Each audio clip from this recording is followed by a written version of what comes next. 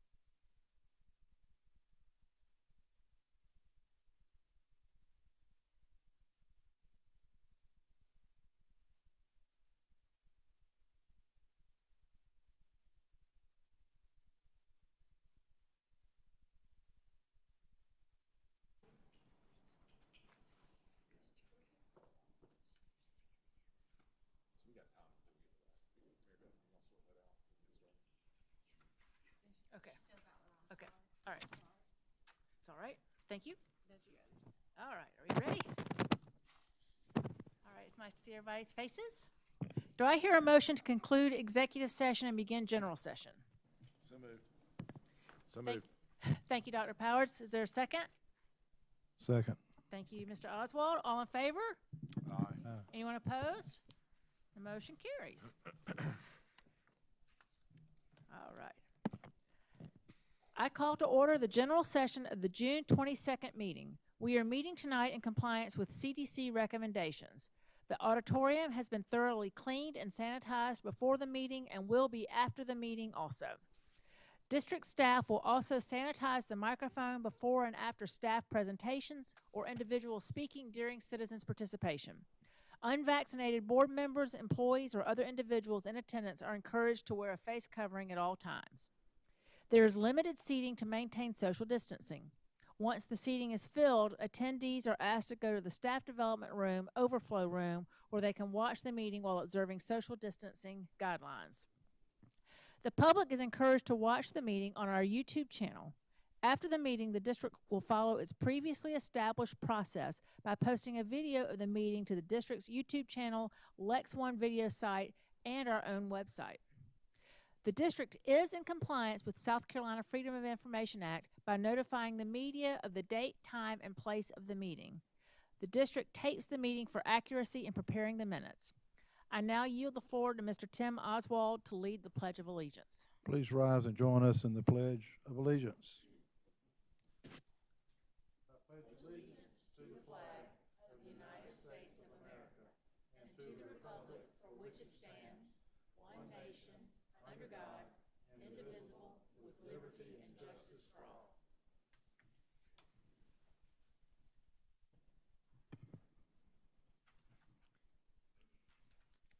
Thank you very much. Do I hear a motion to approve the agenda as presented? Madam Chair, I move the board accept the agenda as presented. Thank you, Dr. Powers. Do I have a second? Second. Thank you, Mr. Oswald. Is there any discussion? All right. All in favor? Aye. Anyone opposed? And the motion carries.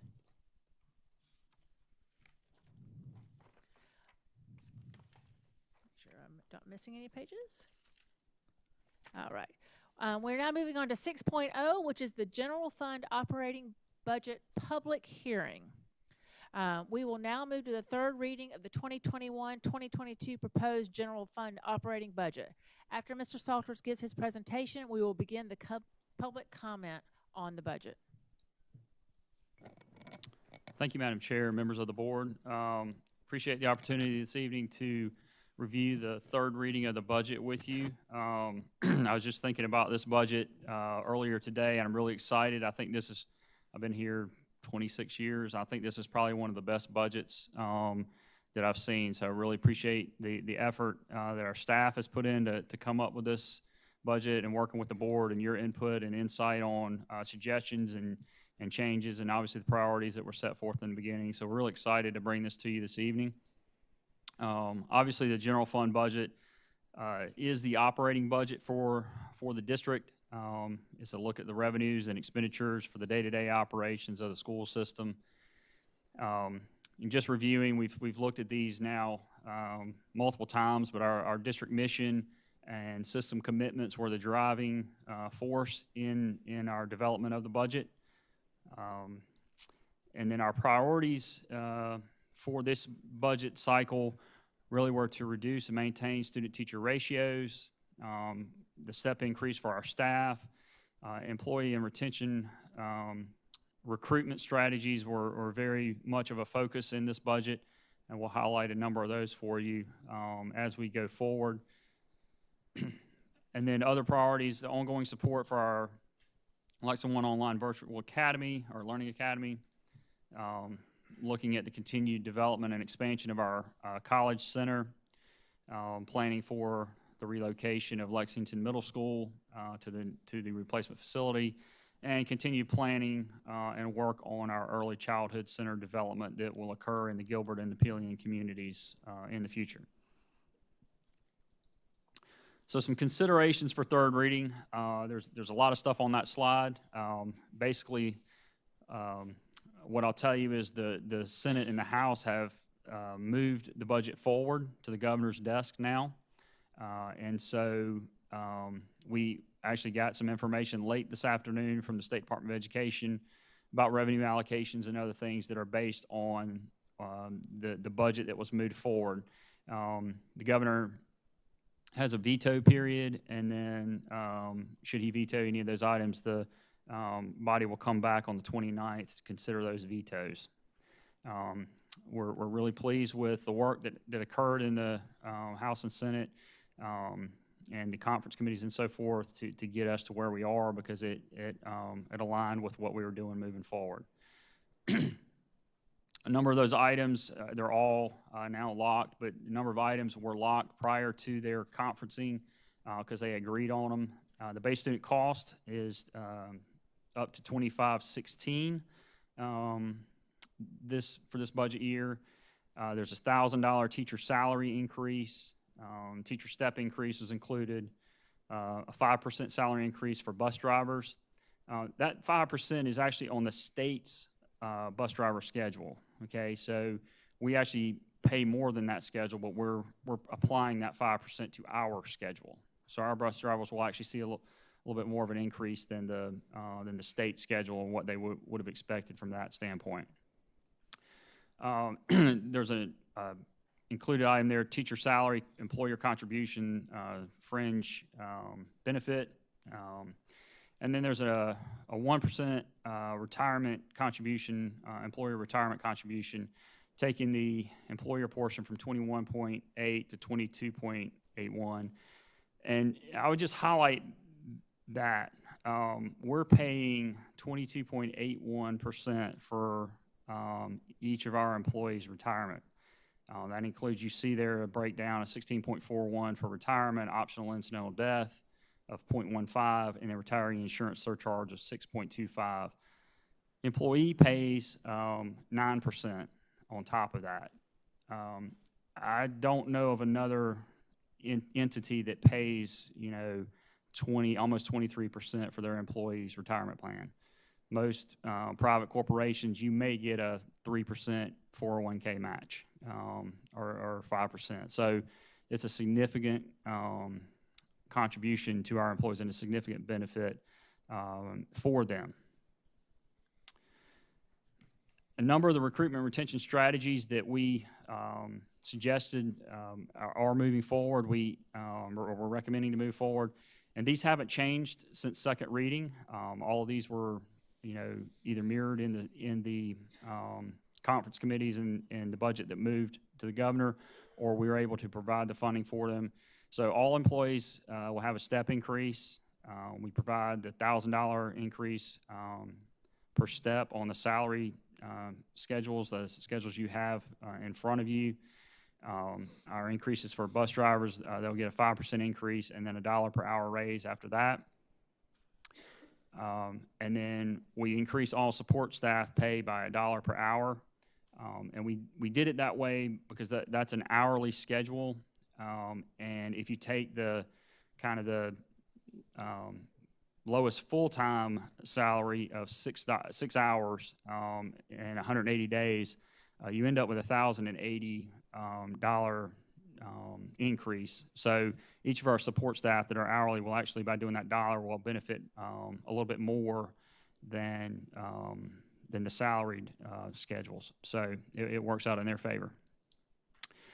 Doing some other things where we're moving all the years of experience out on our salary schedules to 40 years, hoping to incentivize some of our more experienced employees to stay around. Again, speaks to retention. Modifying all the salary schedules to include a retention incentive every 5 years, so that at that 5-year time frame, you'll actually get your 6 pay for 2 years. We talked about this in each reading, but we're very interested in this concept and how it's going to move forward and keep employees around. You get close to that, 10th year, or maybe in some cases 25th year, 30th year, and you may want to go ahead and hang it up, but you'll stay around for a couple more years because you're going to go ahead and get year 31 pay when you hit year 30, and you'll stay that way for 2 years. So really trying to incentivize those more experienced employees to stay around. We're also looking at our first year teachers. We're paying them at step 2 for the first 3 years. So we have a step 0, 1, and 2. So we're paying them like a third-year teacher for that first 3-year period. That coincides with their continuing contract accomplishment at that point. So, and after that third year, they would continue to matriculate on through the steps. So, again, trying to some districts pay what they call a sign-on bonus. But we feel like incentivizing those employees over that 3-year period will speak to them a little bit more, hopefully. We're aligning salary schedules for our nurses, social workers, OTs, PTs, career specialists, and board-certified behavior analysts to their educational degrees. Many of them have advanced degrees, bachelor's, master's degrees, and unlike our teaching staff, they are not necessarily haven't been paid for those credentials, and so we're aligning those with salary schedules. And then we're also increasing substitute pay, by category, which we've talked about. We haven't made any changes to those pay rates from second to third reading. Additional ongoing strategies in the budget. We've talked about these previously. Funding our national board stipend, $3,000. We're currently paying 275 national board supplements. Opportunities for ongoing graduate level coursework, providing texts for that work. We also pay for a variety of professional development opportunities for our staff, curriculum writing and camps, after school programs to earn additional pay. And then there are other stipends and supplements available that are listed there for you. Mr. Schultz, the augmented summer school program we're doing to help some of the learning deficits, is that going to come out of this fiscal year budget, or this will be attributed to next year's? So actually the summer school funding that we're doing now is actually coming out of our ESSER money. Oh, okay. And so one thing we should point out with that is because of that funding coming available, we're able to pay the teacher's daily rate, which is another incentive to recruit teachers to do that work. Historically, we've had to limit that or cap that rate, but we're able to pay their daily rate, so that's helped staff those programs. And that's been pretty easy to fill, Mr. Stacy? Has that been an issue, filling those positions this summer? Summer school positions? Well, I mean, it's not, well, it's sort of been an issue. They've struggled a little bit with it. I mean, people are tired, and that's the bottom line. But, I mean, I think they're filled, but they're pushing. We've had one teacher that the salary cap on the retirement thing hit her, and so she was going to lose her retirement if she continued to work. So we had to work through that process with the state and get a waiver for summer school so that she could make that happen. But yeah, it's been a little bit of a struggle. Taking a look at our 135-day average daily membership, you can see the historical trend that we've had.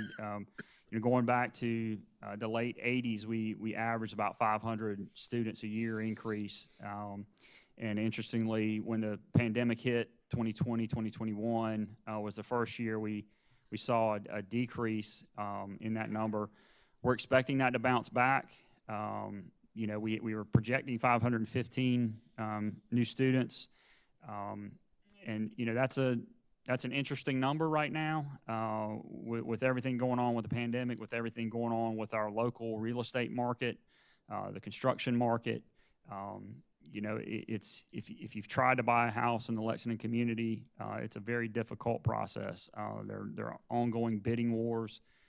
Houses will go on the market and have literally 15 to 20 offers. And so there's a lot of folks moving into the community, but housing is hard to come by. So, we're going to watch that very closely as we go forward this next year. But we are staffing for the 515. I think Ms. Henson maybe pointed this out in one of the previous meetings. The benefit of staffing at that level is if we don't achieve that 515, we end up impacting our student-teacher ratios positively because we have the staff to handle that number of students, and we're budgeting for that number. Well, Mr. Salters, I got a email this past week from a friend who's she pulled her children out this year and enrolled them in Heathwood, and said that it was a positive experience, that actually they were very well prepared from Lexington One schools, and that they're looking forward to coming back in August. So I think that we will see a lot of our folks returning. Sure. because we have We, great we schools. anticipate some of that as well. Looking at our teacher ratios, you can see the history there. Over the past few years, the board has had an intentional effort to try to reduce those ratios. You know, in 2020, 21, you can see they slipped a little bit. This current year, or this now past year, I guess we've had graduation, and so we're proposing the ratios in that far right column for this upcoming year, 21-1, first grade, kindergarten, and second grade, and then 23-1, really through the middle school, and then looking at 18-1 at the high school level. And that's really a staffing target, because that number includes other staff that are not directly in classroom seeing students in that number. It's just really a way to staff the high schools because of the many moving parts in those schedules. But overall, we're looking to lower those ratios across the board. Taking a look, as we look at our budget, our overall expenditure summary, and how we get to where we are, showing this slide, this has not changed from second reading. We did have a change from first to second reading as we developed our Lula program, and so we have some FTE shifts from there, and those shifts actually went back out to our high schools and middle schools, so changing those numbers slightly. But you can see overall, we're looking at a total net of a 73.27 FTE addition, and carrying 3.5 positions in the pool. You know, and typically those pool positions come into play early in the fall related to our special needs population. As they move in, we need to assign some staff to those positions. On the next slide, this summarizes our administrative and support staff changes. Again, this has not changed from second to third reading. We've talked about this briefly, but the supervisor nursing position, it has an asterisk there. That is not a general fund position, but we're showing that as information on this slide. We have a number of these positions that are formula driven. As we get to a certain staff and or student level at a school, we add an additional assistant in certain areas, and that's what's driving most of this work here. The administrator at Gilbert Middle School is one of those formula-driven things. When the Lula numbers actually shuffled out, they actually ended up having more enrollment in person that kicked them over, that required an additional assistant principal, and so we shifted an assistant principal from Lula over to that Gilbert Middle School slot.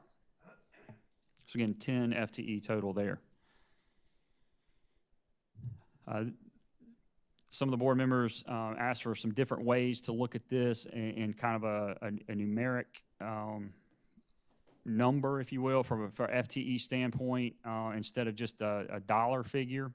And so this is the way one way we've shown this representation is overall there's 3,641.23 general fund FTE that the previous dollar amounts are funding. And so you see the change there, the total FTE change of 83.27 in our proposed third reading budget. Another way to look at that is graphically, and unless you have really good eyes, you probably can't see it. I know I'm struggling from across the room. It is the same numbers, and what we did is we broke it out by central services and then the different divisions within central services and how many FTE are associated with that. and then schools, and we did elementary, middle, and high. We broke out our alternative education services and our Lexington Technology Center, and then our Lula program and the FTE that are associated with those. And we broke it down at the school level by admin, certified, and support. And I will say this presentation will be online, and it's much easier to read when you can zoom in on your computer and get those numbers. But they do translate to, these numbers that are on this slide as well. But it does give you a sense of where the FTEs sit in the overall budget versus just a big dollar figure for our payroll. Again, summarizing some of the increases and or decreases in our budget. The step increase for all eligible employees, I mentioned that. The $1,000 increase for salaried employees, the $1 per hour for the support staff. You can see the different increases in their amounts there. The HR generalist position, that's a staffing change in our HR department where those positions are being shuffled around, duties reassigned. So that we end up as employees have one go-to person in our HR department, basically from beginning to end, from the hiring process all the way through the retirement process as well. So, additional, we have a reduction in supplements and temporary salaries, and so that's reflected. State mandated employer retirement, we talked about that, and the health insurance increase, that's a state mandated increase there. And then there were some funding shortages from reading coaches, nurses, and career specialists that we're covering as part of this budget. I mentioned the substitute pay increases previously, and here's a look at those. Again, we aren't changing those proposed rates from second to third reading. Substitutes are very, very hard to come by. And to be competitive in that market with other districts, we feel it's very important to increase these rates as we go forward. Is there equity with those rates with our full-time employees? Or these rates are a premium above? Oh, no, these would not be premium over our full-time employees. Yeah. Okay. Right, there's no incentive for you to be a sub and quit your full-time job. Gotcha. Okay. That's a great question. Looking at, in general at our increases, I'm sorry. Just real quick, but if it's a long-term sub, they are paid. Yeah, that's a great point. So if we have a position where a teacher may go out on a long-term medical leave situation, we bring in another teacher that's certified. They assume that salary of that teacher, so they are paid at not that salary. They are paid at a commensurate salary to their certification level and experience. And so they wouldn't, if it's long-term, they wouldn't get the daily rate. Looking at programs and services increases, I provided you guys at second reading a detailed breakdown of these costs, and nothing has changed from second to third reading in our recommendations with these increases in programs and services, about $1.5 million. We have about $1.2 million in decreases to offset the increases that were in there. The major ones there are related to our insurance, workers' comp and property and casualty insurance premium negotiations that we were able to accomplish. So overall, it's just over $300,000 in increases in programs and services. Just taking a look at that summary. Again, no change from second to third reading. Total budget, $304,035,616 of expenditures, which reflects about a $6.7 million increase from the previous year. Just taking a look at how that breaks down in distribution of what we do, salaries and related costs. Obviously, we're a people business. Our number one resource and asset is our staff that interacts with children every day. And so that you would expect that's where our money goes, and that's reflected in this chart. 88.3% go to that, 7.1% to programs and services, and 4.5% utilities and maintenance to to maintain our approximately 5.5 million square feet of physical plant across the district. Taking a quick look at our revenue summary, this is revenue and fiscal affairs summary of the base student cost, and what you see is kind of where it should be funded and where it has been funded. So you can see that consistent gap, and you date back to 2007. I think was the last year it was fully funded, which is reflected over here. So it's not as bad as it has been. If you look at 2010, 11. We have made some gains in the gap, but there is still a gap, and so we hope to continue to work to close that gap for the benefit of our students as we go forward. Some of the questions came up early on about our fund balance and how that was tracking. We provided this summary in the second reading, and nothing has changed at this point. We won't have a final fund balance closeout until in the fall when we've closed the books for July and everything's been processed through. It'll be probably August time frame where we'll know what we're looking like. But right now we're trending probably towards like a $7 to $9 million surplus in our fund balance as we go forward. So you see there the unassigned fund balance versus the total fund balance, and we have assigned portions of that, which are our prepaid items and any fund balance commitment that we make as part of the general fund revenue estimate, which I'll show you here in just a second. That's how you get those assigned portions of that balance. Looking at the projected revenues, we are anticipating about $104 million from local sources, $183 from state sources, and then transfers from other funds, about 8.8. The budget today did include an additional about $370 or so thousand in aid to district, which is not reflected in this revenue. And that's a category which will allow us to transfer that money into the general fund. So what ultimately that will do is it will reduce this operational balance needed. We're showing about a $7.45 million fund balance usage. If that money comes through like the state's saying it will, we'll be able to lower that 7.45 to 7.1, something like that. And so that's effectively how that would work. But you can see the revenue is the obviously your revenues and expenditures need to match, and we've done that here. Again, with about a $6.7 million anticipated increase in our overall revenue. Taking a look at our operating millage, just as a reminder, our taxpayers, homeowners don't pay property taxes for school operations, thanks to Act 388. So when you look at your tax bill, you do pay for debt service millage. There is a penny sales tax that also provides a credit on debt service side as well. But as a 4% property owner, you don't pay any operational millage.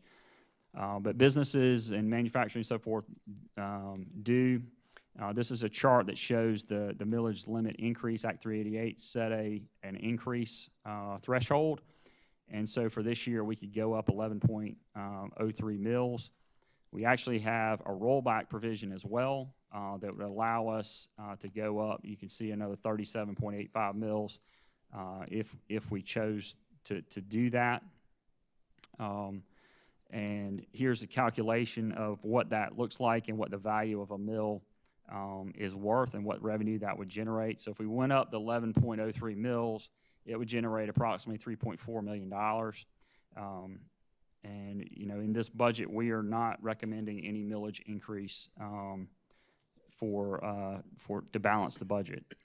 So the business owners and 6% assessment and so forth would not see any operating millage increase as part of the budget. So with that, I give you our third reading. As I said, I'm really excited about the things that are included in here. I think it does a lot to support the needs of the district and the staff. And I'd be happy to answer any questions or go back and cover any additional material you're interested in.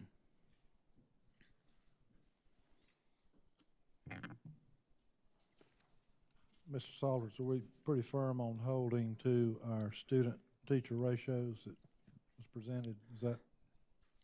Mr. Oswald, that's obviously our goal.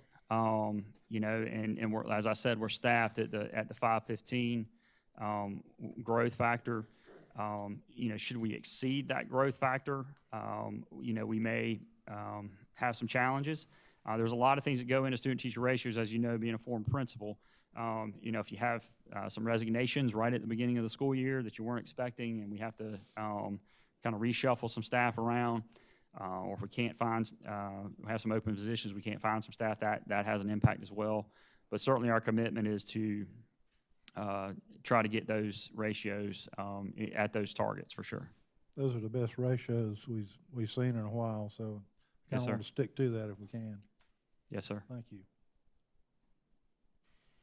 So just want to thank you and the team on working through the budget. So it's always a fun exercise, but an important one, and quite frankly, sets the tone for our next year. So I agree with you. I'm very excited after doing this 8 or 9 years on the board. It's an exciting budget, so thank you. I do this every year, but again, I would like to go on record and remind our local community that if the state legislature funded the district at the South Carolina Revenue and Fiscal Affairs recommended level of $3,100 per student, and again, I appreciate the legislature funding us at $2,500, but if they had funded at $3,100, it would be a net additional revenue to Lexington One of $16 million, which again, at $312,000 per mills, would allow us to reduce the millage to our local community by 50 mills. So I know our business owners hopefully are hearing that and sharing that with their delegation. So. One question about the Lula. Obviously, that's a kind of an interesting swing that we have seen throughout the budgeting process. How many employees did we originally start with in the Lula? Give me one It doesn't have to be an exact. I mean, it was I think it was close to 39, Yeah, maybe 37. okay. So projected enrollment versus current enrollment about cut in half. it was roughly. 37 plus an administrator.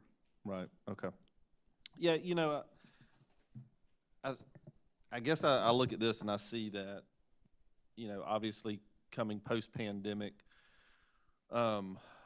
everybody got a little taste of schooling at home, and then some kids really respond very well to it, and so there's been continued interest in the Lula.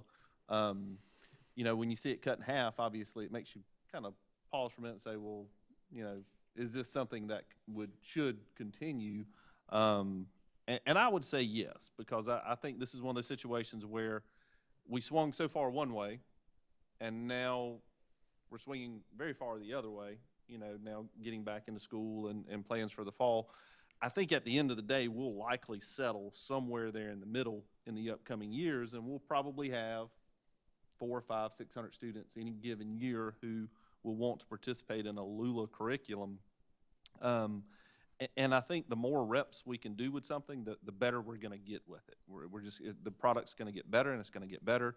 And so I still think there's a lot of value in doing that.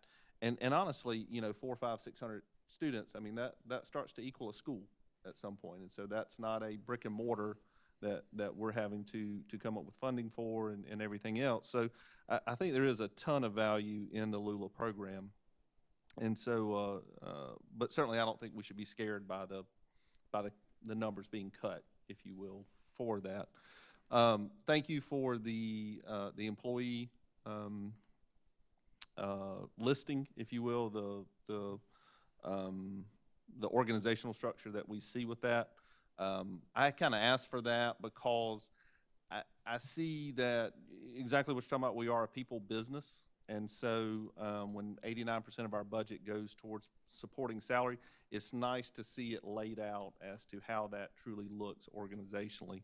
And so that certainly helps that at the time we approve a budget, while we're not necessarily approving this organizational structure, that's what we're getting for the money we're spending, basically. So, so thanks for certainly providing that.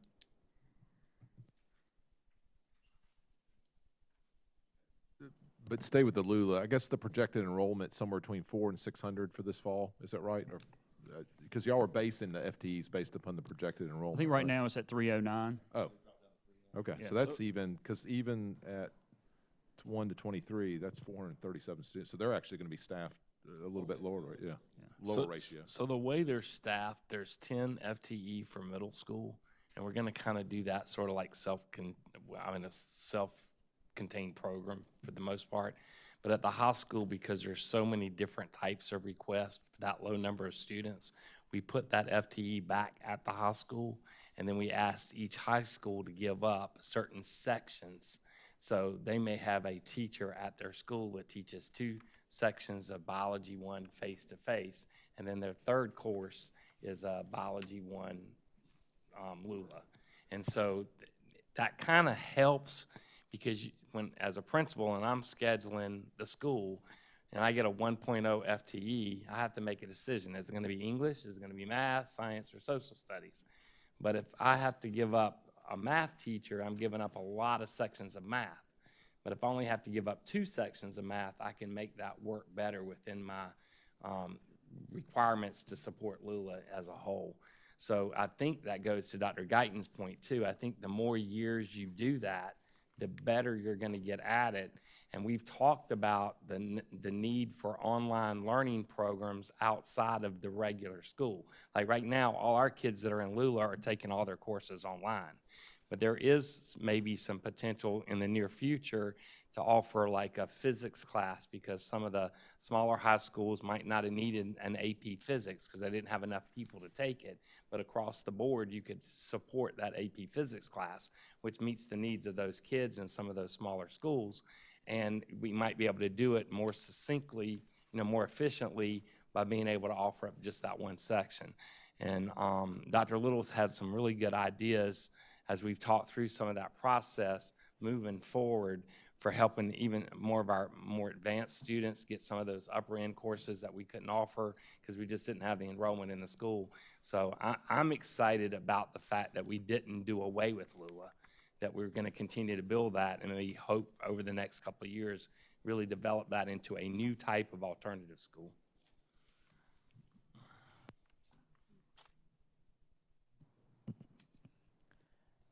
Board, are there any other questions for Mr. Salters before we move into the community participation part of the public hearing? Well, I just have a comment. I just wanted to thank Mr. Salters and your team. I like a lot of these. I mentioned this last time. I just wanted to say it again since it's 3rd reading. And I appreciate y'all including the board in the recruitment and retention and the priorities this year. And for the most part, I'm very satisfied with the budget. And Kyle, I thought I was the one who got those little organizational chart put in there. Oh, yeah. No, it was you. But anyway, I thank y'all for everything you did. Looks great. Thank you. Thank you. Anyone else? All right. We are now moving into the citizens' public comment on the budget portion of our agenda. And I'm going to read a little bit of information to you at this time. The Lexington County School District 1 Board of Trustees provides a time for citizens' public comment regarding the 2021-2022 proposed general fund operating budget. There are a few guidelines we follow during this time. In order to speak, you must be the parent or legal guardian of a student currently attending a Lexington District 1 school, a taxpayer residing in the Lexington District 1 attendance area, an employee of the district, or a student currently attending a Lexington District 1 school. At this time, you may only comment on the general fund budget. We have another time later in the agenda for citizens' participation on other agenda items, school operations, or programs. You may not speak about specific individuals, whether students or staff. We want to remind you that this meeting is being live streamed and that the recording of this meeting will be part of the public record in perpetuity. We want to give everyone who came tonight an opportunity to speak, and in order to do that, I will call on each speaker by name and ask you to approach the lectern at the back of the room. The board will not reply to your remarks nor take any action during the board meeting in response to your comments or questions. You may address the board for up to 3 minutes. Please do not clap or make any comments either while an individual speaks or after he or she finishes. As you came in tonight, you received a card to fill out to indicate you wanted to speak. That card asks for your name, address, and other information. However, I will read only your name, the town you reside in, and the name of the schools your children attend when it is your turn to speak. Anyone who is uncomfortable addressing the board in person may always reach out to the board by mail, email, telephone. Our contact information is on the District 1 website. All right, we welcome all messages. I believe we have one card at this time. This is regarding the 2021 general fund budget. Ms. Catherine Carter Jeffcoat would like to speak, and her child attends Gilbert Elementary School.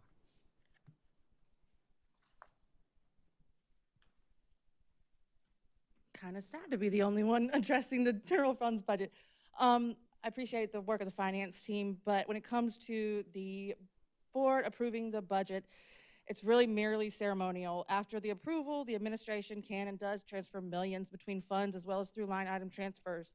I've received all the budget information that the board receives, and I don't see a budget to actual report. How do you know that the money is being spent wisely if you don't know where it's actually being spent? I do see millions of dollars in transfers that don't require board approval. From June 2020 to May 2021, there were about $5 million in line item transfers. Why is the board approval required for a $5 million budget increase for a new middle school, but not for the line item transfers of the same amount in our general funds? Looking back at the previous budgets, a pattern has emerged for me that shows that our proposed budgets are over budgeted on line items and underestimated on revenues. This has resulted in millions of surplus. Then on top of that, the general funds are being transferred to capital funds without board approval, and the board's not given a capital funds budget. Essentially, there are funds original to the general funds being used for capital expenditures. The board has no way of knowing what, where, or how these funds are being spent. For the year ending 6/2020, there were funds transferred to the general funds in the amount of approximately $9 million. Funds were transferred out of the general fund to the tune of about $1.5 million. Granted that some of those funds were earmarked for specific uses, but the board asked for a breakdown of where those funds went and what they were used for. How is the board following these interfund and line item transfers? Positions are being added after the approval of the budget. Where's that money coming from? How do we know the administration isn't over budgeting line items only to later use that money to fund a new position? And please don't simply answer that the board trusts the professionals and the administration. Please do the work to gather the documents and data that verifies that this isn't happening. Create policies to ensure the public that these things aren't occurring. How do we know over budgeting on line items isn't used to transfer to capital funds to cover projects the board doesn't have to approve? Other than a budget book with line items for supplies and salaries, etc., and a PowerPoint presentation, how much do you as a board know the details of where $304 million are going? How can we as stakeholders of District 1 trust the 7 of you with our money when you're satisfied with approving a budget in June, then only being given generalized reports for 12 months that are only for board information with no further discussion or details? Trust is a vital component of the board-superintendent relationship, but it has been used by this board for decades as an excuse to not do the work ensuring fiscal responsibility to the taxpayers. The recent history of questionable procurements, purchasing land of 7 times its value, has led to a number of citizens doing the work that you should be doing, requesting the documentation, compiling the data, crunching the numbers, asking critical questions of the administration, seeking counsel from professionals outside the district, such as financial managers, construction firms, procurement officers, and the like. If you won't do the job to protect public money from the wasteful spending, we will. Thank you, Mrs. Jeffcoat.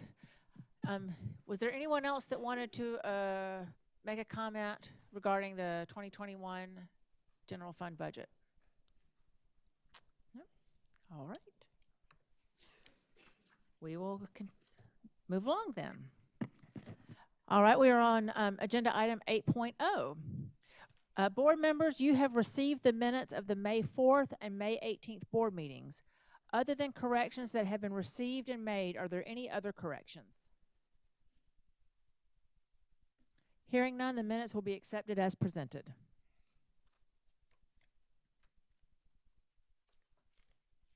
All right.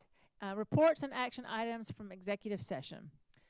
Do I hear a motion to approve 30 certified recommendations for the 2021-2022 school year? Madam Chair, I move that the board approve 30 certified recommendations for the 2021-2022 school year.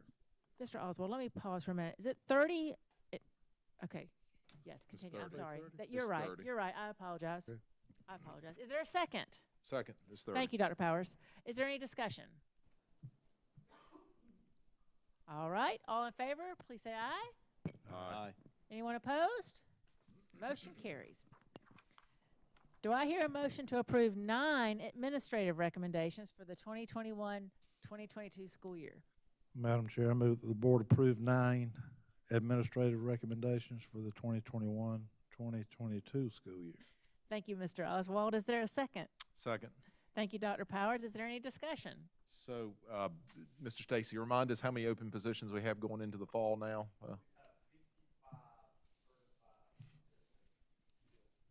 Okay.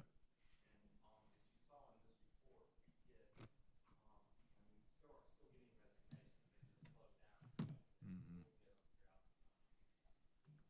Well, thank y'all for your work. Is there an area of critical need that you're concerned about at this point?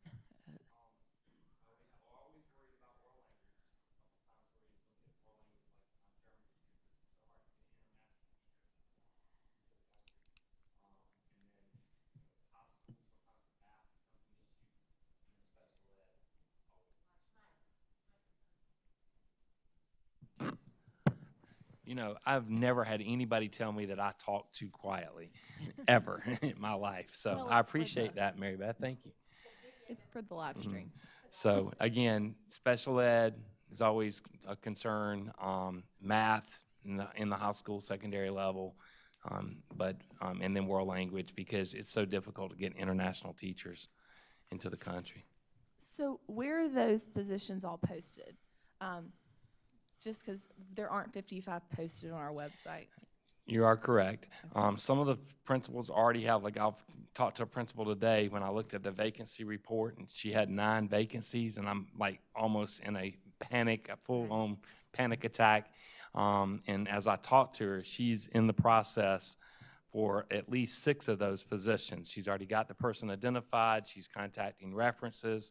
In the summertime, sometimes it takes a little time to get in touch with principals because they don't all sit in their buildings every day waiting on us to call them. And we won't let them hire somebody if they don't talk to the current supervisor, because we want to make sure there's not a reason why they're leaving that we need to know about. And so we make sure that we got our references, we do the background check. So it takes a little bit of a time from the time you identify who you want to hire to get them through the process. So, and then, you know, like I say, we get resignations, well, I guess we do get them daily.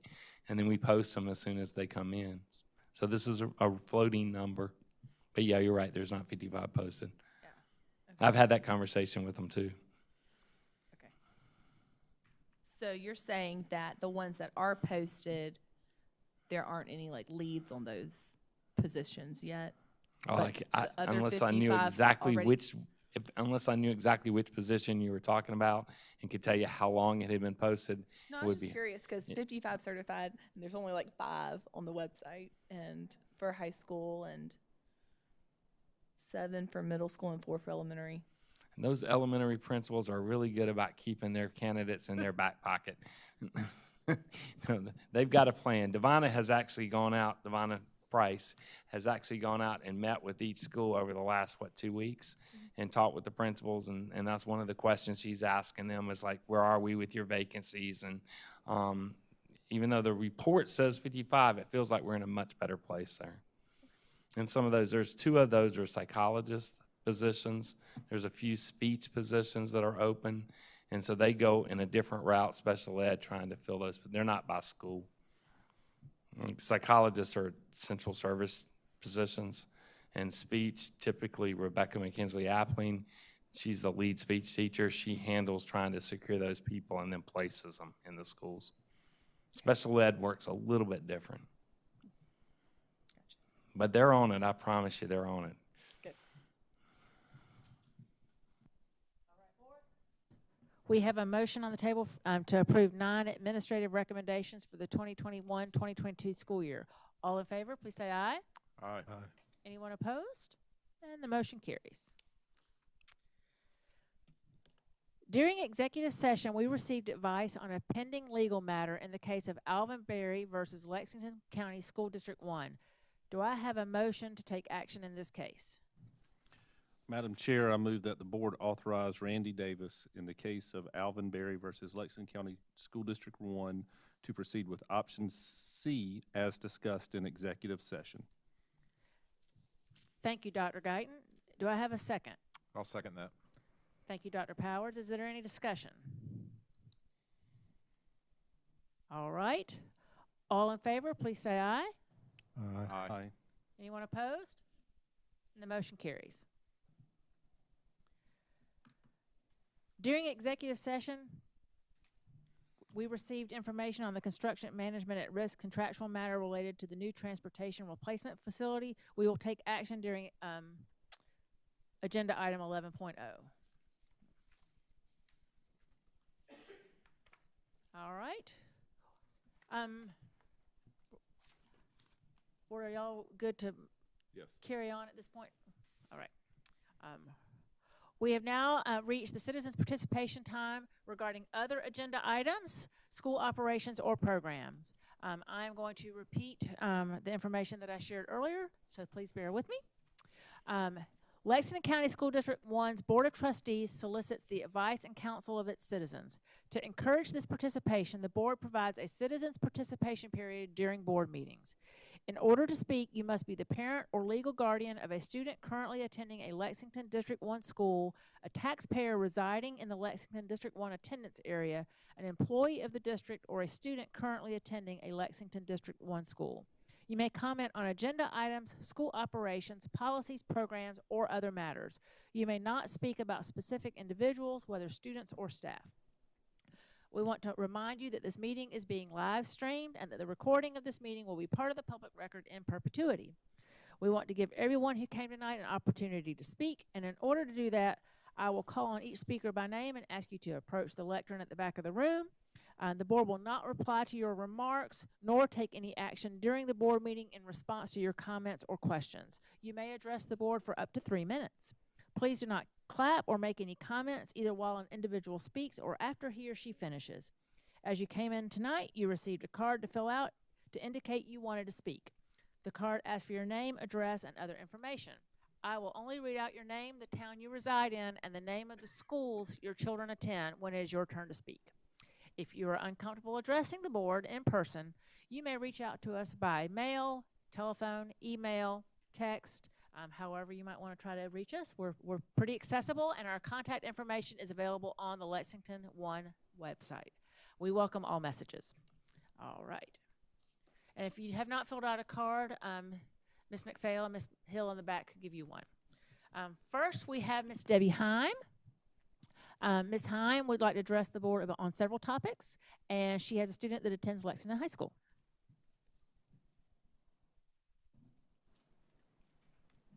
Hi, good evening. Good evening, board.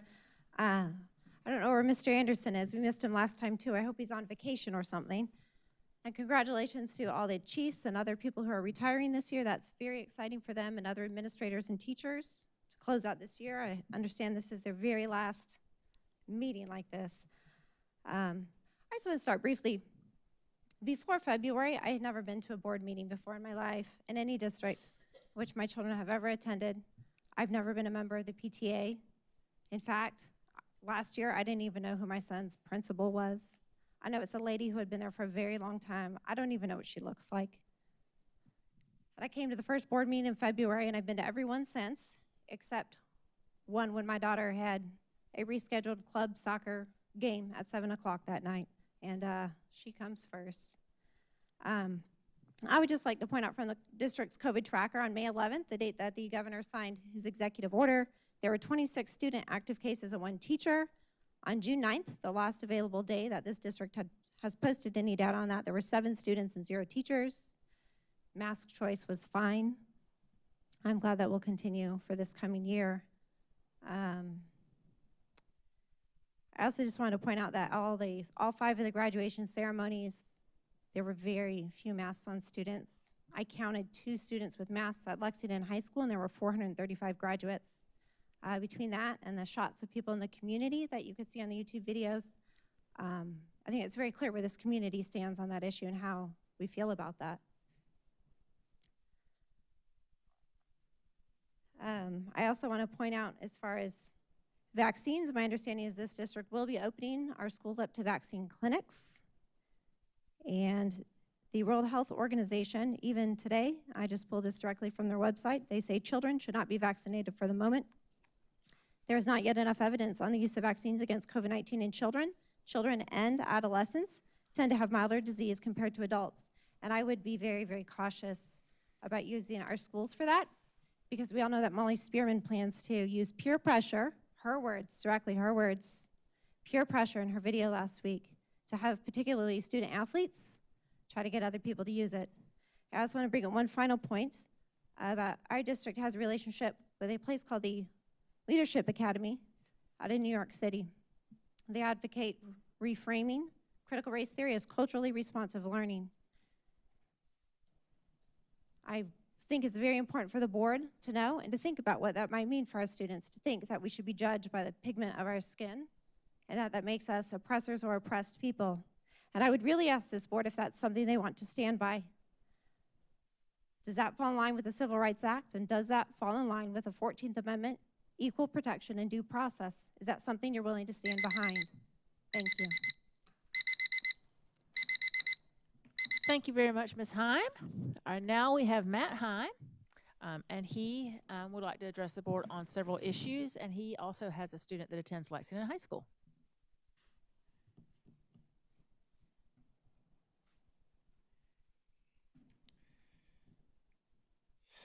You know, I don't really enjoy this at all. I like being asleep. This isn't something I want to do. But I have to. I have to stand here every week and talk to people who can't respond. It's hard. I don't know if you ever read the Hemingway story, To Have and Have Not. It's basically 2 stories from different perspectives, and you see how they intersect at different points. And you know, watching this meeting this morning with the budget, it's exactly that. You know, everyone's getting along, it's going great, we're corroborating, everything is happening the way that it should be. And then there's our story, the people sitting here who are trying to understand what's going on and trying to get a better perspective. My wife made a FOIA request just to get some curriculum that Anne Marie Green said that, you know, should happen. It's been stonewalled 3 different ways, and it gets carbon copied to Dr. Little as well as Dr. Talley. It's amazing. And the funny thing about that is I'm not even sure the board knows. And I think it's important for the board to know because the South Carolina FOIA laws specifically say that these determinations must constitute the final opinion of a public body as to the public availability of requested public records.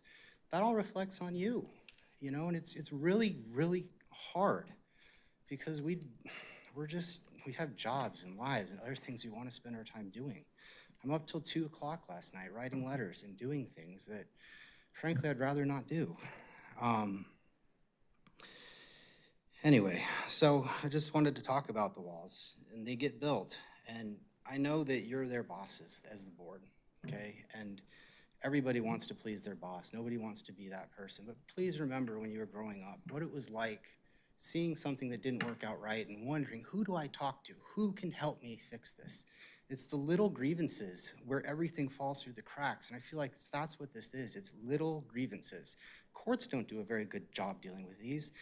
And we expect normal people and other things to be able to fix these problems. And that's you. The little grievances, the little things you hear about, that's what we're asking help with.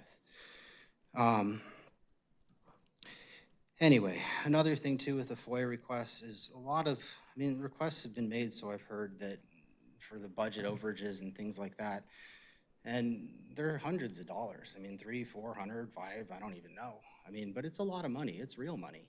And it's for the public good, it seems, because we're trying to understand what happened to all these overages. And what's amazing too is you can FOIA documents from the South Carolina Department of South Carolina Department of Transportation and get requests from our school board to them and communications. And it's revealing what you see, you know, and I just want you to be aware of that, and that's something that I would like to reach out to and ask for help with, because having an ally is very helpful. Thank you. Thank you, Mr. Heim. Next, we have Ms. Catherine Carter Jeffcoat. She wants to address the board about the transportation facility, and her student attends Gilbert Elementary School.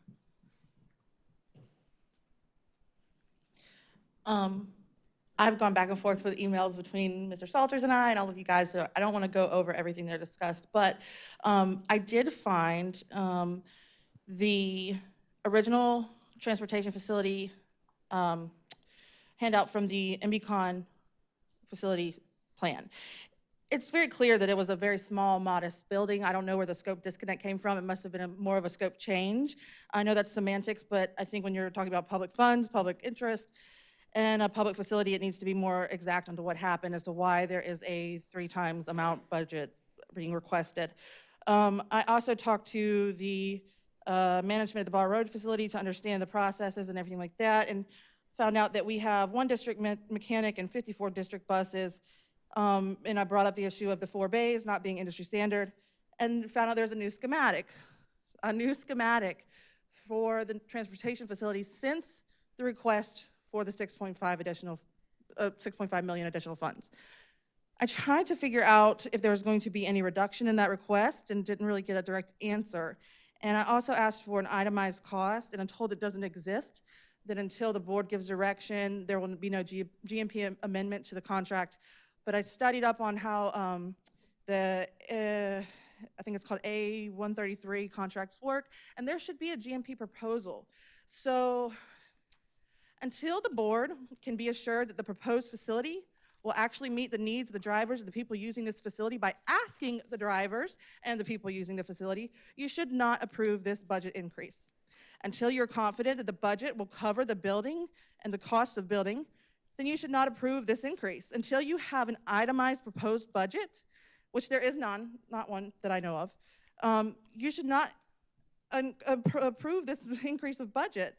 Instead of solely relying on your trust, you should be doing the due diligence requiring actual budgets, itemized cost, ensuring that there will not be a budget increase later on due to another scope disconnect or misunderstanding between our administration and our contractors.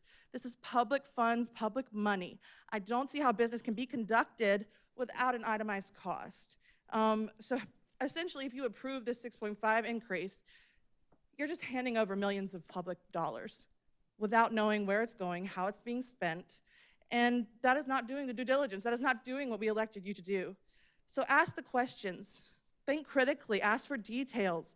It's not a matter of questioning your administration or micromanaging your administration. It's a matter of doing what you were elected to do. And there should be a professional respect from the administration to the board and vice versa, that you're gonna ask these questions, not as a personal attack, but as doing your job. Thank you. Thank you, Ms. Jeffcoat. Next, we have Ms. Catherine Reynolds. She would like to address the board about the board, and her students attend Gilbert Elementary and Gilbert Middle.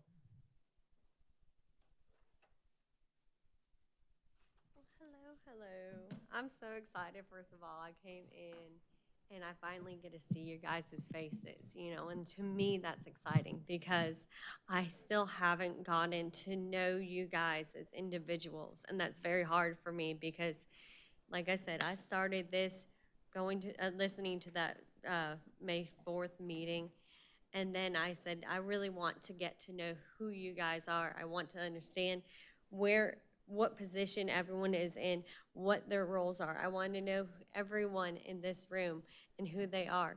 And so to me, just being able to see faces and make connections is awesome. We've obviously tried to email to try to get in contact, to do meetings, and we have done some meetings, and I appreciate those meetings very much because, like I said, what I want you to know is that I'm not some angry, crazy mama bear sitting here screaming and hollering at you about stuff, that my husband's not angry and, some kind of, I don't even know. But I want you guys to know me. I want you to have a relationship with me, and I want to be able to have a relationship with you, so that way we can actually be on a page. It doesn't have to be the same page, because we will never agree, I'm sure, on everything, and that is fine, because that is who we are. But to actually understand and to get to know me, know that I'm, like I said, not some crazy mom just sitting up here screaming. I have feelings. I have faith in my children. I have things that I truly believe, and that is what I want you guys to understand about me. Also, and one thing that I was going to bring up, you guys kept bringing up Lula. My kids were in Lula, all three of mine. And I also did a babysitting where I had 3 more in Lula. And it actually opened up a lot of discussion with my kids, which was actually a good thing. Knowing what kind of curriculum was what in front of them, and that was very interesting to me. And if I do make the decision to put my kids back into school, I will be going to the administration. I will be going to the principals, to the teachers. I want to know what they're learning. I will make sure to go through every single part of it and make sure that it goes with our faith. It goes with how we believe and what our standards for our family. And I do encourage other parents to do that as well, you know. But you guys are also taking away Lula program for the elementary. So what kind of option is there for the parents that are not comfortable with their kids going back to school? What do you have besides homeschooling and private schools? Thank you, Mrs. Reynolds. Next, we have Rebecca Godfrey. Mrs. Godfrey would like to talk about fall 2021, and her students attend Lexington Middle School and River Bluff. The fall 2021 opening plan should look just like the fall 2019 opening plan because the pandemic's over. There are unmasked crowds everywhere and no spikes whatsoever. Bring back the packed lunchrooms, drinking fountains, book buddies, hugs, high fives, and capacity crowds this year. Compared to last fall, we now have treatments, cures, vaccines, and we know a lot more about the virus. Unfortunately, $27 million in funding wants the district to keep pushing the pandemic, but I hope you will see through that. Seems like the only people who believe there's still a pandemic is those who are profiting from it. Please do not implement contact tracing or quarantining this next school year. There's no provable positive effect from it, only negative. Contact tracing increased the number of students who were absent, the number of students who suffered from depression, anxiety, anger, feelings of isolation, and eating disorders. If accepting the money forces us to implement contact tracing again, reject the money. Please do not encourage the experimental COVID shot. You should not be weighing in on this at all. Telling students that if they get the shot, they will never be quarantined, miss a sport, miss prom, is called coercion. Informing teachers that they will be back in a mask if the numbers rise and they haven't had the jab is coercion. I was so disappointed to see these in the proposed plan. Even requesting your board members to wear a mask for tonight's meeting if they are unvaccinated undermines their intelligence to choose what's best for their health. These are grown adults, and it's no one's business if they've had the jab or not. Stop giving vaxxed people privileges. The COVID shot is a medical procedure. Any medical procedure requires informed consent. Since you have been advising people to get this shot, have you also given them information for side effects? Have you told students and teachers that there's a chance they will be sterilized, develop blood clots, heart issues, and possibly die? And when a teacher or student ends up having one of these side effects, who deals with it? Not the board, not the superintendent, not Molly Spearman. It's the family. The family has to live with the lifelong consequences, so let the family decide without giving them any pressure. According to the CDC's own data, there is a 12,000% increase in deaths from this COVID vax compared to the other vaccine deaths. Have you informed people of this? Have you told them that the drug companies that are offering this shot have no liability no matter what happens? Have you informed the teachers and students that the clinical trials for these experimental vaccines do not end till 2023 and 2024, and that animal trials were skipped completely? Getting the vaccine is proving to be much more risky than catching and recovering from COVID. Schools should not give medical advice. I'm asking you to stop the vaccine messaging, stop the vaccine webinars, stop the vaccine incentives. Let families and teachers decide on their own what is best for themselves without offering any district opinions, rewards, or penalties. Do not let big money cloud your judgment and steal our freedoms. Thank you, Mrs. Godfrey. Next, we have Pam Gibbons, and she has students that attend Rocky Creek.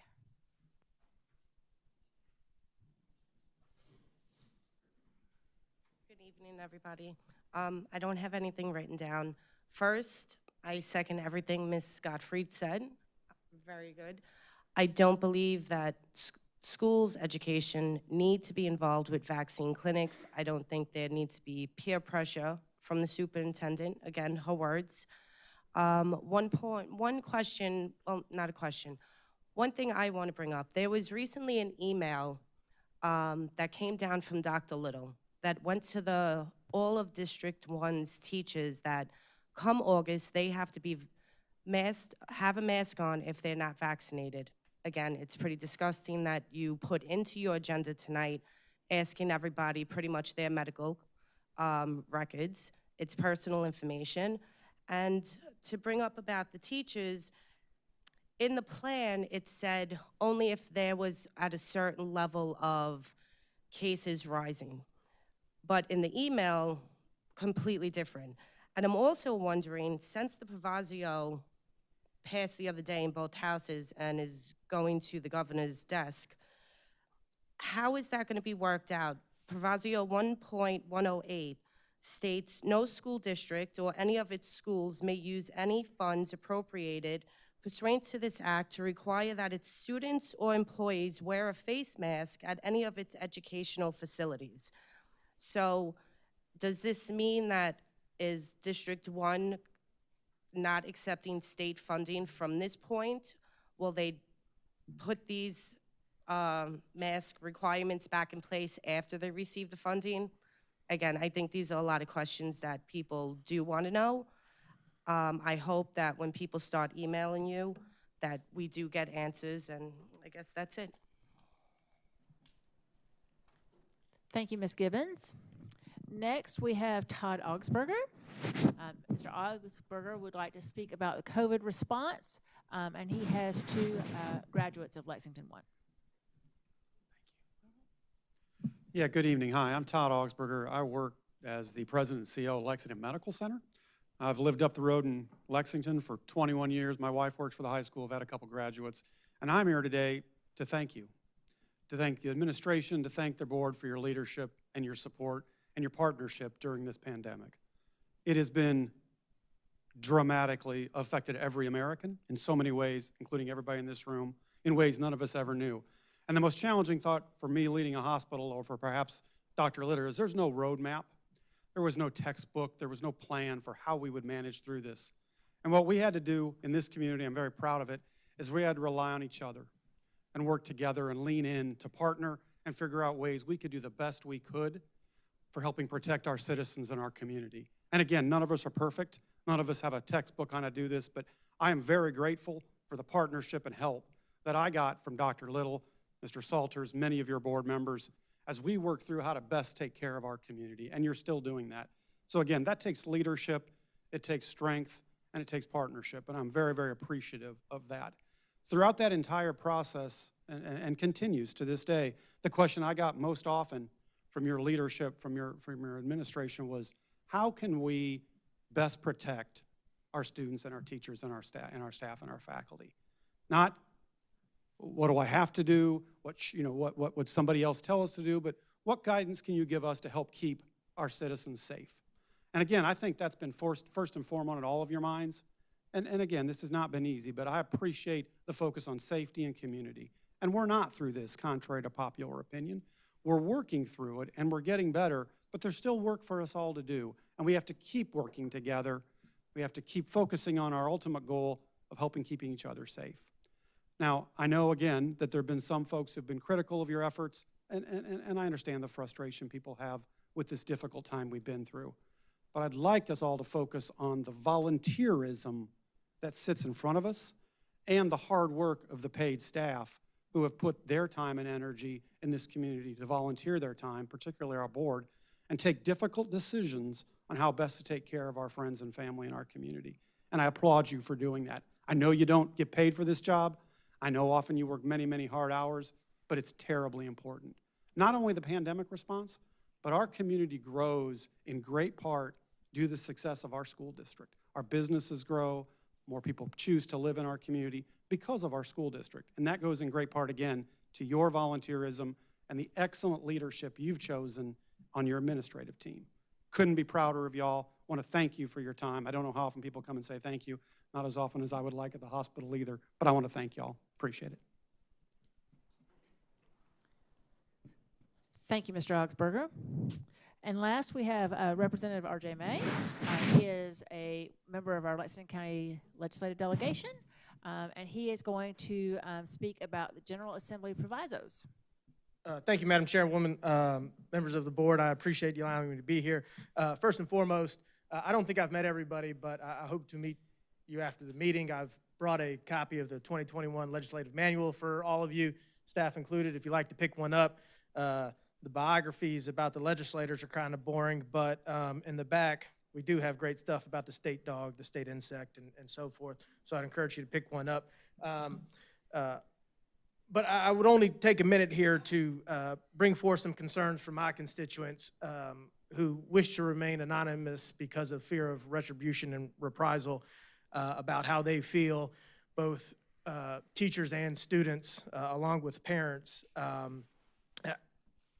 They have brought their concerns that those who choose not to wear a mask, again, both students and teachers, have felt ostracized, have felt punished in ways, and I want you to be aware of that. And because of that, the legislature has moved forward with a proviso, as I'm sure you're well aware, and is pending the governor's signature, that mandatory masks in K-12 are prohibited for students, teachers, and staffs for the upcoming budget year. Another concern among my constituents is critical race theory, or any of the other things you would like to call it. I'd also like you to be aware that for the upcoming fiscal year, critical race theory is prohibited in K-12 education based on provisos, again, pending the governor's signature. But I look forward to working with you on codifying some of this into law when we come back into January, to ensure that our students, teachers, and staffs who choose to not get vaccines and who choose to not wear masks are respected and included in activities that they have been and should be in the future. Again, thank you, Madam Chairman, members of the board, and staff, and I'll leave some legislative manuals in the back, and I hope you pick one up. Thank you. Thank you, Representative May. Is there anyone else that wanted to speak? No? All right.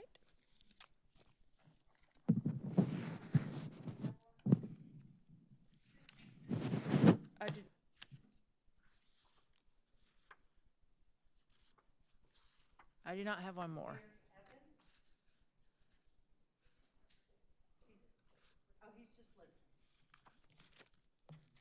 Sorry, Mr. Evans. I know, Barry. I wasn't going to let him talk anyway. Just kidding. All right. We are moving on to 11.0, which is action items. All right. Do I have a motion to approve the third reading of the general fund operating budget for fiscal year 2021-2022 as recommended by the administration? Madam Chair, I move that the board approve the third reading of the general fund operating budget for fiscal year 2021-2022 as recommended by Dr. Little and the leadership team. Thank you, Dr. Powers. Do I have a second? Second. Thank you, Ms. Henson. All right, is there any discussion? Again, I'd like to reiterate, Mr. Salters, and your staff and your team, that this is a best budget I've seen since I've been on the board, and I think that y'all have done an excellent job of responding to the priorities that the board stipulated, but also, navigating. Budgeting is not easy, and I think this is an excellent budget. All right. All in favor, please say aye. Aye. Anyone opposed? The motion carries. Do I hear a motion for the board to increase the budget for the new transportation facility by $6.5 million from $3 million to $9.5 million for construction of the new facility? Madam Chair, I move that the board increase the budget for the new transportation facility by $6.5 million from $3 million to $9.5 million for construction of the new facility. Thank you, Dr. Powers. Do I have a second? Thank you, Mr. Oswald. All right. I'm going to turn it over to Mr. Salters to lead the discussion on this. Thank you, Madam Chair, members of the board. I just briefly run through some components of the presentation that I talked through last month last meeting, and kind of tag team with Mr. Kurtz, and do have a couple of current renderings that I'll address here in just a few minutes. As you recall, the Bar Road facility is located here, is actually on a portion of land that is leased from the State Department of Education, so we don't actually own that land. Closer shot of that, the adjacent facility there is the bus shop that is run by the State Department of Education. And then this area here is our primary operation point for the Lexington facility. As you recall, we're combining this operation with our White Knoll area facility. River Bluff and Lexington currently run out of this area. A few shots of the current state of the buildings that they're operating out of. We looked at these last time. I'll just kind of remind you of what we're working in currently at our bus facility. Portable classrooms. If I'm not mistaken, some of these date back to the 1970s and have been there a very, very long time. And you can see we have very close quarters, and a lot of people piled into limited space there. Another major issue that we have on this lot is flooding, and these shots were taken recently. It's flooding in our parking lots where our buses park. It's flooding where our drivers go to try to park their vehicles. It's flooding where we have our movements back and forth on sidewalks. Obviously, these are unsafe conditions when it rains for our staff to move about. So there's no question that the district isn't long in need of a new facility. We purchased the land centrally to be able to serve the three major high school areas, and you can see the proximity of the land to those high schools. Again, this is just a recap of the land here at this location off Two Notch Road at I-20, and a closer shot of that. And then this is a rendering generally of what that site would look like. So we would develop the upper portion of the site, which would be in this area here, leaving this lower portion currently undeveloped. And so, a number of things that I'll tell you, all of these renderings that we've looked at were early renderings and concepts and ideas that were presented by our architects and construction team. And as we've gone through the process, we've developed and modified different things related to budget and related to value engineering to try to bring about not only efficiencies of cost but efficiencies of use of the building. This area here is a highlight, and this is an area that in the last meeting we showed you what the overall kind of wish list long-term growth concept would be with multiple bays, multiple washdown areas, and in this case we have 2 bays and 2 washdown areas, which looks like this, and this is what we're working towards. I like the fact that everyone thinks you can put a hard number on something in today's construction market. I don't know if folks follow anything related to construction. I know we have a lot of folks in our community that do. I was talking with Dr. Little earlier today. Lumber futures are over 200% of what they were last year this time. 300%. Steel futures are 200%, and so the market is basically very, very volatile right now. And so we're showing you these concepts. We've met and value engineered with our construction CMA risk management firm that's on this project. And we will do that again once the budget, whichever budget we go with, we'll do that again and have a conversation with them about what we can buy in today's market. And it's different than yesterday, and it'll be different than tomorrow because of the way the market is changing. There are delays in delivery of items, and those things are changing on a regular basis. So we will continue to have those conversations as we go forward. This building, as it is designed, meets the needs of our transportation staff, now and into the future. So we have a space here that's a flexible space. It is a training space.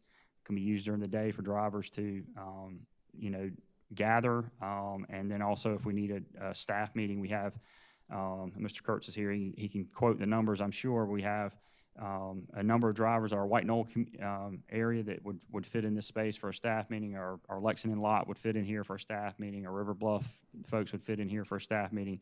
We're not going to bring all 300 drivers to this one lot and do a training.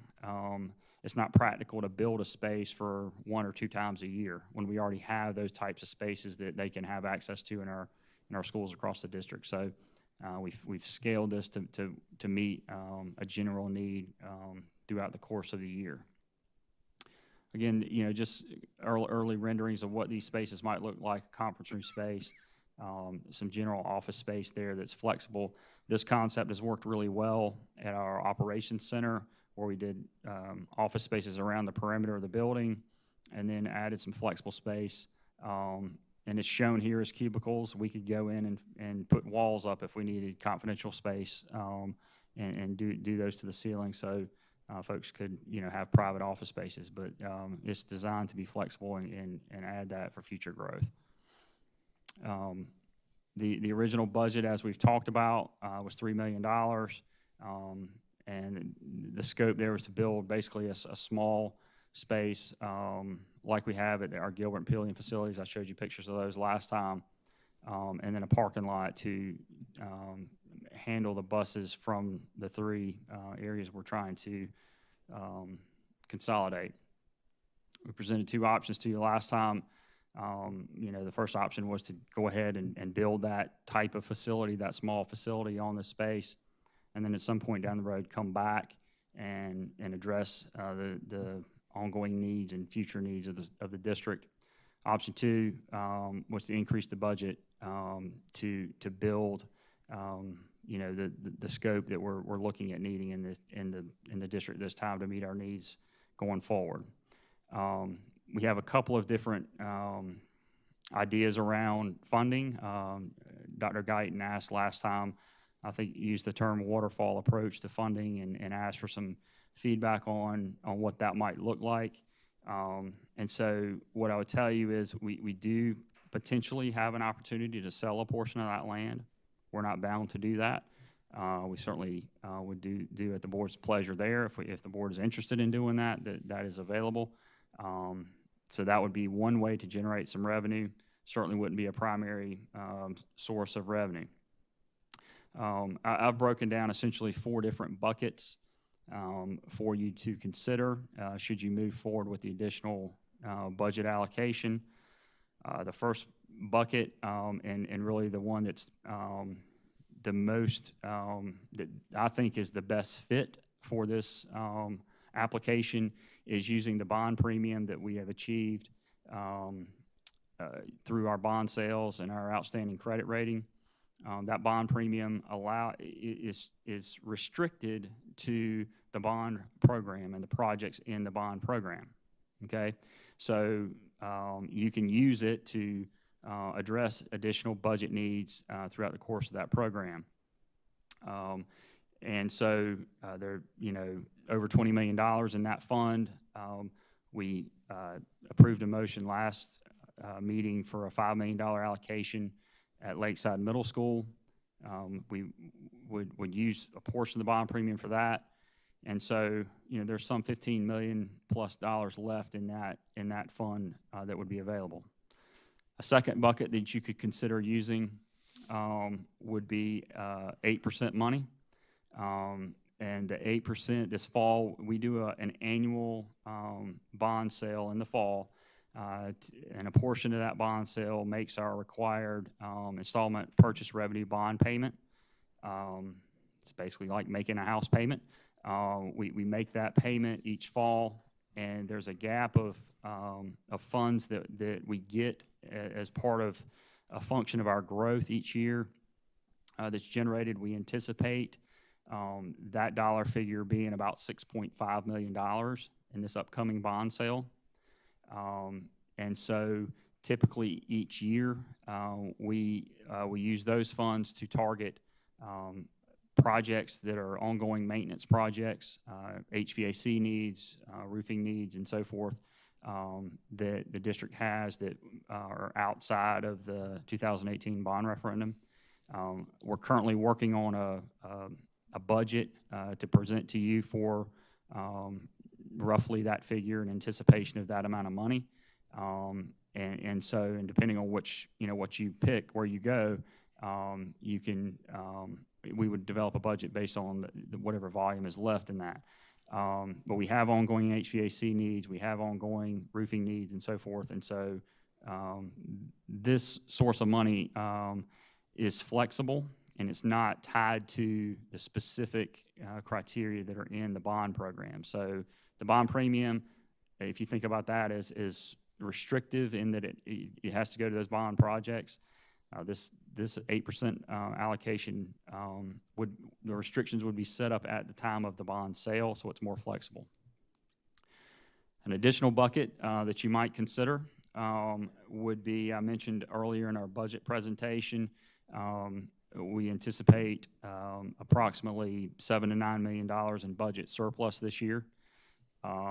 And I often enjoy the idea that in a $304 million budget with literally thousands of accounts, the idea that everything's going to be spent out to the penny and or revenue is going to come in to the penny is just not a concept that anybody understands. I mean, that's not practical. And so you're going to have surpluses, you hope. You're in trouble if you have deficits. And this district has not had a deficit, and that's why we have the credit rating we have. That's why we have the recognitions that we have going forward. So that surplus would be available as an option. Again, that is a portion of fund balance. And so, it is less restrictive. It's really, you can use that for any capital purchases that you would want to make. So that would be an option to use, some or all of that, as a targeted source. I mentioned earlier, I'm just going to use a number, $8.5 million. If we ended up there as a surplus, our fund balance would grow to approximately $74.5 million. Of that, there are about $9 million worth of committed costs because our budget, just had about $7.5 million in use of fund balance and $1.5 million of prepaid expenditures. That gets you down to about $65.5 million of fund balance. And that's about 22.3% of our operating budget. And so there would be an opportunity to use some of that fund balance for this purpose. The last bucket that I would mention to you that would be available is simply our other capital funds. It's our fund balance in our capital account. There have been years in the past where the district had a surplus and the board elected to transfer some or all of that surplus into the capital fund to help meet the needs of the district. That has not happened in the past few years. But that money sits there available for your use as well. I do caution that we have $5.5 million worth of, 5.5 million square feet worth of physical plant in our district. That's a significant volume of buildings. And I would tell you that we have more building capacity than anybody in Lexington County. And so with that comes responsibility to maintain those facilities, to deal with, unknown disasters, et cetera, that might come up.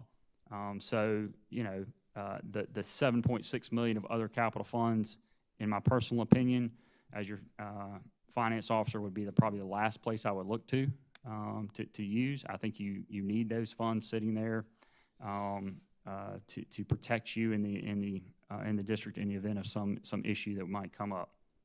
So, you know, my recommendation would be, if you want to move forward with your motion as you stated, you look to the bond premium first, and then you know, you could look at these other sources of funding as well if you wanted to do that, and we can handle that however you would like.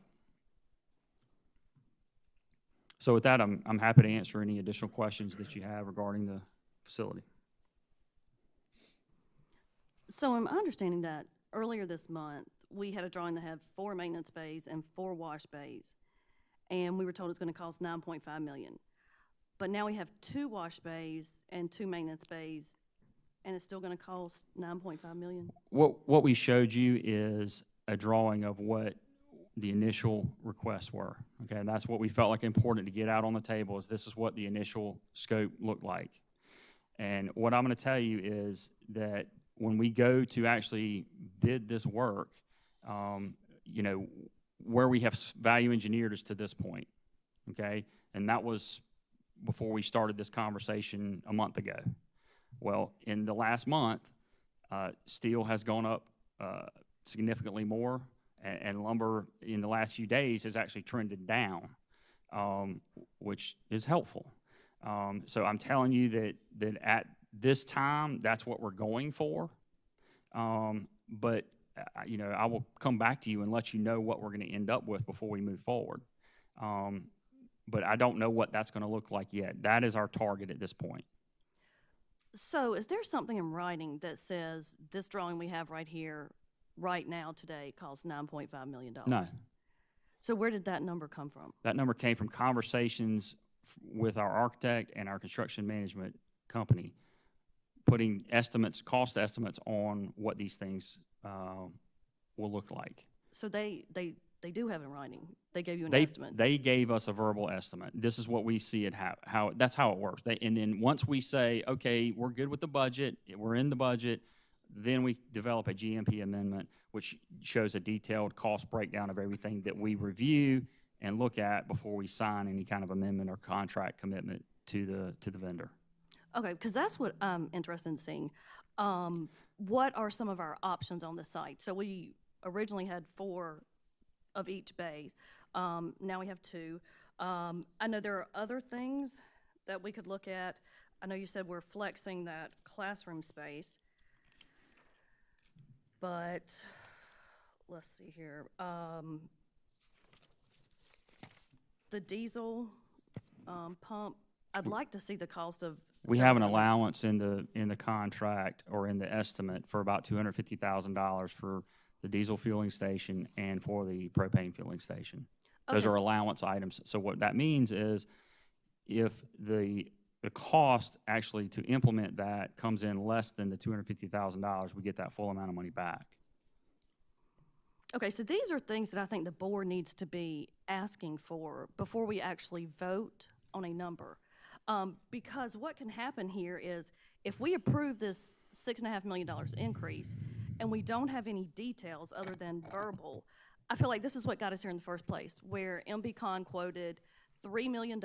We had nothing in writing, and I remember asking for that back in 2018 before the bond referendum passed. So now we have $6.5 million. We have nothing in writing. So what's to say that in a year the district doesn't come back and say, okay, there were some changes, now it's going to be $2 million more? Or, I mean, we don't have anything to refute that because we, the board, never had anything in writing to begin with. The district does, but we don't have anything, so we can't. Ms. Garris, we've had construction meetings and conversations with the CM at risk contractor and reviewed estimates with them, much like we're doing in this room right here. I don't have anything in writing to give you that says that, so I'll say that again. Okay. We've had direct meetings with them working on this project. Okay, just and like come up with these numbers. the $250,000, this is a new figure that was just given us tonight as far as an allowance item. And here's another problem, and I've emailed this to the board continuously, that on the ballot, it says when there are remaining funds, those are going to be board approved. But we have projects that are complete, and then the district takes that money and does. We haven't used any funds from any project except at that school. The funds still sit in those accounts, and you get a budget actual report each month that shows that those funds are still sitting in those accounts. We haven't moved any money from any Correct. project. And I'm not saying that you have. I think you just did. No, I'm saying. Mr. Salters, when you have additional. I just wanted to clarify. So what we're being asked to do is to approve an amended budget for this project. We're not approving these specs. That is correct. These are, Correct. this is just a rendering of your conversations with the contractor. And we know based on that the estimate we have for this project needs to be increased. And we need to approve a new budget for this project, not the building. That is correct. Thank you. Correct, because at the end of the day, the building could be anything. That's the whole problem. We don't know what the building is. We just know that they want $6.5 million. But that's and the as far as But Ms. Garris, that's the same thing with our school projects. We didn't approve the design of Pillion Middle School before it was constructed. that was we a didn't approve prototype, so you knew how Beechwood. much it would cost. Yes, but we do. But the cost varied. I mean, we built the same school 3 times, and the cost varied depending on the construction cost and the site. And you know, they moved walls and they changed the location, and so those buildings varied. But we didn't approve that actual building plan. That was left. We gave them a budget within which to do that. But the actual specifics of the building, that's not what we're tasked with approving. Right, and that's the problem. Not that you're not tasked with approving that, but that there's a set budget that they're given.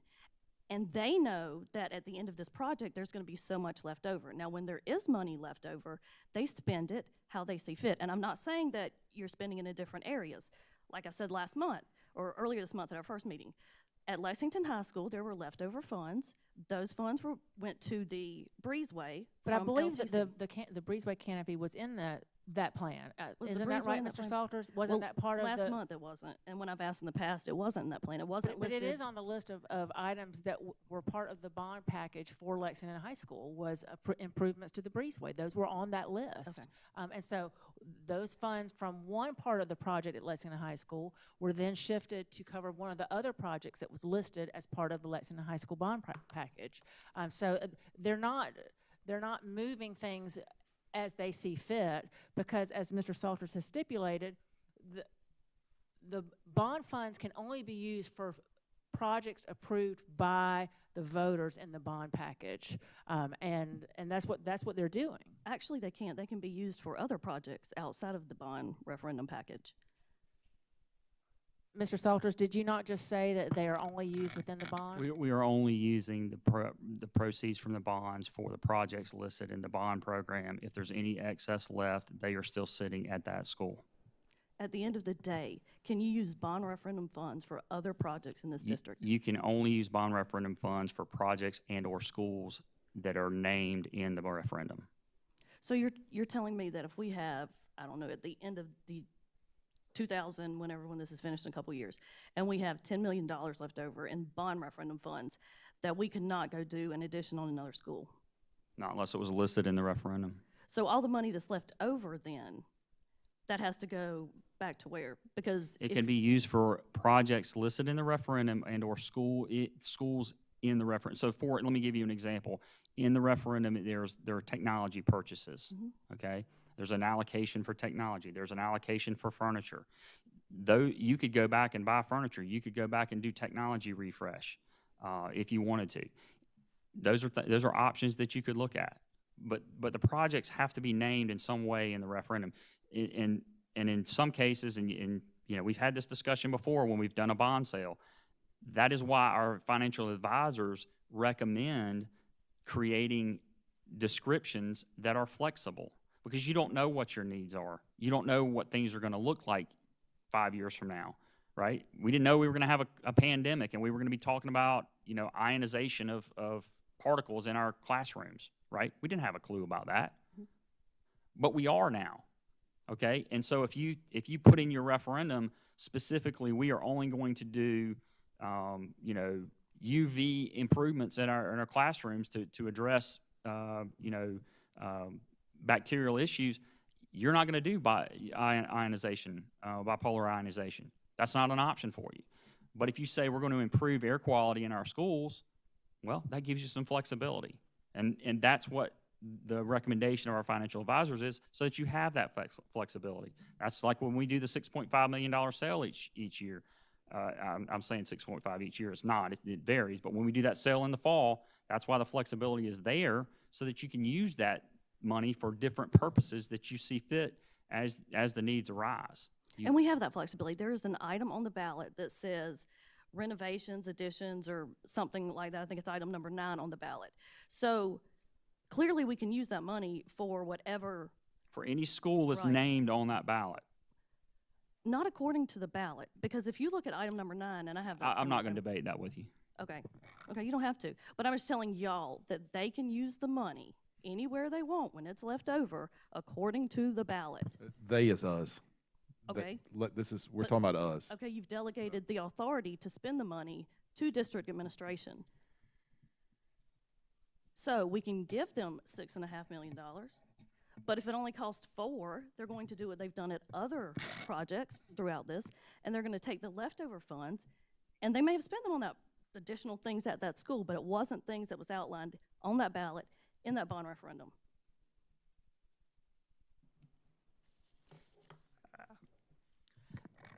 Does anyone else have any comments or questions for Mr. Salters? Mr. Salters, what percent completion are we at with the bond referendum projects, roughly? I mean, you know, are we 30%, 60%? I'll have to get you a number, but I would venture to say we're probably 60%. 60% done? Yes, sir. Okay. And so at 60% done, our projects indicate that to date, we would have about 11.5 million overage. Now, again, I understand DOT, we're subject to DOT, we're subject to scope changes, we're subject to all these things. But we're at 11.5 million now. The bond premium was again how much? Interest and premium, 22 million or so. 22 million, okay. I guess you probably see where I'm going with this. As we complete the remainder 40% of the projects listed on the bond referendum, are there projects on there that would concern us for another 10.5 million in variance, potentially? I would venture to say that the River Bluff Area Elementary School, which is a project that was originally scoped and slated for early in the referendum, and was not programmed with cost of living increases associated with the budget, is going to be one where you're going to have probably some budget issues. And the reason I say that is, I mean, obviously we haven't found property for that facility yet, and so the construction cost of Centerville Elementary School, which was in budget but had the same budget as this River Bluff area school, and I'm telling you the cost. I mean, we're watching the bid market right now. It is vastly different than it was 2 years ago. So that's one.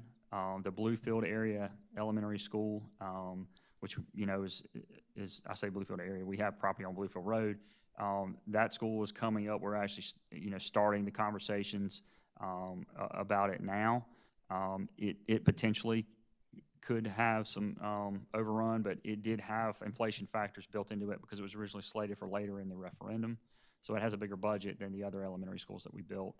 Those are the two biggest projects we have left. But We've committed the cost for the major projects, the 3 middle schools, the additions, the major additions at White Knoll High School, the major additions at Pillion and at Gilbert. All those costs have been committed at this point. So those are the two biggest things we have left. But probably not inflation. The inflation factor was probably not what we're seeing today, I would imagine. No, sir. I think the latest I saw today was like 4.2% on the CPI. So obviously inflation's going to be above that. But Right. Okay. And again, our buildings. I mentioned lumber as a relative data point, but our buildings are built with block and steel. So the steel number Sure. really drives a lot of what we do. Got you. Okay. And, you know, as you present the buckets to us, the bond premium, the 8%, the budget surplus, and the capital funds, I think it's important for us to kind of focus on the big picture here, and the big picture being that 3 of these options do not include debt. And so, you know, regardless of our feelings about this, at the end of the day, we are making decisions from a standpoint of excess. And so the excess comes because of the reputation of Lexington School District One, period, you know, and the hard work that's been put in. And so, you know, we're in a great place to be making this decision. It's terrible that we have to make this decision, you know. That's not the first time that's been said tonight. But at, you know, at $6.5 million, it obviously stings. Let me ask you this. Go ahead. I'm sorry, you were going to say something. One thing I would add is, because, I mean, I work at the hospital, and we have a variety of construction projects. Anyone who is building anything now is going through the same struggle. So again, for us to sit here and say, oh my God, the budget's changed, the amount of dollars changed, that's what anyone who is in an expansion mode is seeing right now, who had to budget and commit funds years ago, or, you know, not today. So I guess what I'd say is we are in an expansionary element of our economy, and all the building projects are above what was projected even 6 months ago. Right, So yeah, I mean, you know, we went to buy air conditioner for one of our buildings, and we got guaranteed price for 8 hours. Yeah. And that's not a joke. I mean, that's legit. It was 8 hours. That this price is good for the next 8 hours. After that, there's no guarantee. And so this is just the world we live in right now. Now, I saw the same thing you saw. Lumber futures came down about a week and a half ago and have started to drift down. So that's obviously going to help us. If we were to table this for 4 weeks, what does that do to our time frames for anything?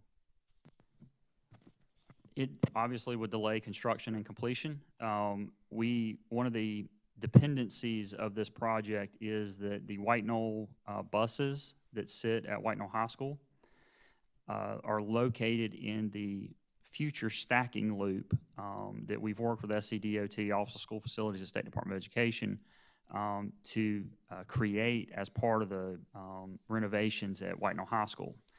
We're sitting here today. You'll see pictures here in a little while. The classroom wing at White Knoll High School will be finished this summer, their 32 classroom addition. The Performing Arts Center will be finished later on this fall and probably into the winter. And so that's a piece that needs to happen. Those buses need to be off of that lot so we can finish that stacking so that we can complete that project. If we delay that effort, you know, that has impacts on the White Knoll project because you're delaying that contractor from completing their work, which impacts the general conditions and so forth that you pay that contractor for sitting there on that site, not being able to complete their work.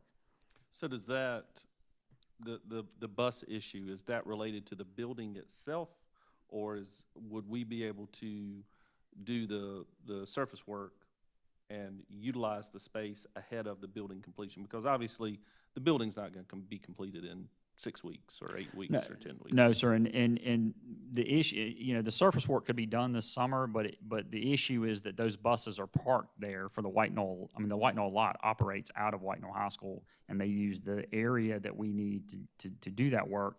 So we don't anticipate that work being done, you know, this fall. But the further we push this back, sure, the further back that gets pushed. And that's a dependency that really, I mean, White Knoll High School needs that space. Their drop off and pickup was designed in 2000. Well, it was designed in 1998 before the OSF specifications required, you know, all the linear feet of stacking that we have now and so forth. And so they really struggle at drop off and pickup time. Gotcha. Yeah, I guess from my seat, my perspective, you know, when I hear the term verbal estimate, it does make me nervous, okay? Because if I'm a construction guy and I've just got $6.5 million, amazingly enough, that building's going to come in at $9.5 million. I can promise you. I mean, there's gonna be some numbers moved around. There's gonna be, it's gonna come in at 9.5. And so I guess I would feel more comfortable if I saw a breakdown of a budget to accompany the request that comes with this. In addition to that, I would love to see a firm plan regarding where the excess funds would come from, and I believe in 3 or 4 weeks we'll have more clarity on that as we begin to close out the books for this year and we start to get an idea of excess. I don't like the idea of using 8% money because I think the Beechwoods Middle School was a fantastic reason why we can use 8% money to build a school and have it paid for in a very quick amount of time. And also the fact of there's just more people coming to Lexington. And so the bond referendum is going to cover us until what day? It's a 5-year plan. 5-year plan, so 2023. 2023. Come 2024, we're probably going to need another school, just based off the growth that we're seeing in the area. And it would be lovely to have 8% money to be able to do that. And especially from the fact that we have excess buckets that we can pull from. But it would be nice to see a plan, because I don't want to see a future board set up for failure. If we can go ahead and plan for that now, and if that means we have to delay it for 4 weeks, I think there's value in that. And I would tell you, Dr. Guyton, if you're asking your CFO for a plan to fund this, if you want to move forward with this recommendation, it's, to me, a no-brainer that you take it out of the bond premium. That's specifically what it's designed for, and it is the most restrictive source of funding that you have. If you go to fund balance, if you go to 8%, you go to capital funds, for all the reasons you've just talked about, you don't go to those things. You go to the bond premium, and that's where you use the money from. If you're asking for a funding plan, that's my recommendation to you. And I would absolutely agree. I think you use up the most restrictive funds first, and then if you have to go to a secondary or tertiary bucket, then you do it at that point. What's the likelihood of the construction company giving us a firm budget on this? What's going to happen is once we settle on a budget, we will go to market with what we think the final scope would be, which is basically what we're showing you here, and see what the market bears. The market may bear way more than we can afford, and if that's the case, then we obviously have to go back to the drawing table. We can't do that in a month, but before we sign a GMP, I can certainly bring it back to you and have that conversation. Gotcha. Okay. Thank you. But I guess our point of bringing this to you is I need to know whether I need to go to the contractor and say, hey, I've got a $3 million budget to work with, or I have a $9.5 million budget to work with. It gives me a point of reference to be able to try to value engineer to and work towards, because right now, I don't know. I can just throw a number out there and it doesn't help me at all. Having a budget that's more realistic for what the scope is that we need gives us something to work towards and gives us something to value engineer to, and work with the contractor. We just having, if you go with option one and it's $3 million, okay, well, that's what we'll go work towards. If it's option two, or, if you want to land somewhere in between, we'll go work towards that. And we can bring you back information that shows, hey, this is what we're going to buy for, this amount of money. But just telling me to go get a number, I need some direction. That's what I'm asking you for. So, Mr. Salters, if we piecemeal this out and do some now, do some 3 years, 5 years, 7 years down the road, we're really not guaranteed a funding source. It wouldn't go back to the taxpayers. So right now we're looking at excess, but if we piecemeal this out, we may not have those excess. Yeah, Mr. Oswald, you're exactly right. Okay. Correct. I don't think that's ever been the issue. We know that the small facilities, such as what Gilbert and Pillion have, are not an option when you combine two very large transportation offices together. The problem here is that we had a budget for $3 million that I still, even after asking, haven't been told what the $3 million would cover to begin with, other than something like Gilbert and Pillion. But yet, I know that those offices didn't cost $3 million. So I'm not even sure where the $3 million came from. And on another note, while we were sitting Those here- offices didn't park 200 buses. Right, correct. So that's what I'm wondering is, of that $3 million, what part of that was for parking and The what bulk part of that money would be in asphalt, because you have to do heavy-duty asphalt for the buses, and that is a significant amount of space that we have to pave for 200 buses, and the bulk of that money would be in asphalt. So does Gilbert have heavy-duty asphalt? In that area, they do. And where the buses park, they have what? If you recall OSF? at Gilbert, what we did when we built the stadium back in whatever, 2005, 6, or 7, I don't remember exactly when that was, there was a gravel parking lot. And so we did a multi-use area by parking the buses in that area. The stadium parking area got paved and the building got built. And so that area is heavy-duty asphalt. That's why it hasn't torn up. I mean, I just know it wasn't approved by the Office of School Facilities as a transportation parking lot because they were never told that the buses were going to be parked there. The architect just marked NA beside that little box when it came to that. But I also looked up while I was sitting here, both the Technology Center and Lexington High School in the bond referendum facilities plan, and there's nothing about a breezeway there. So that was not included in that. And as far as what Mr. Guyton said about once this is over, we're going to need more schools. Well, yes, because that was one of my main concerns going into this referendum was the schools we were building were not going to be big enough. And on the district's website. Point of order, I think we're going to go back to the topic that we're talking about here. So does anybody have any other questions for Mr. Salters? I just, from an operation perspective, Mr. Kurtz, Mr. Caldwell, what do we need for our bus drivers? Because again, I want to be, as a board member, supportive of bus driver needs. So what would y'all's recommendation be with this facility decision? To move forward tonight with approval? Well, certainly if you're asking me, I would say that, yes, sir. I mean, the facilities, you've seen the pictures, and I would encourage you to see it firsthand. It is just absolutely unacceptable. So if you know, the choice were mine, obviously I would want to move forward as quickly as possible to get them a productive, a nice environment to work in every day. So for Mr. Kurtz, I know how many bus drivers had input into this plan?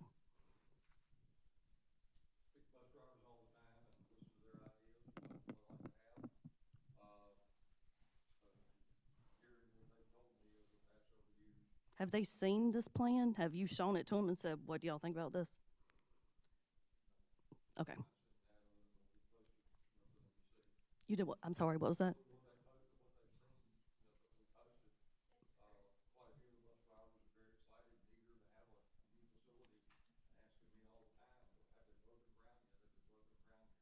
Okay. I know I've emailed to the board as well that I do think bus drivers need to be involved in this, in the planning of this facility.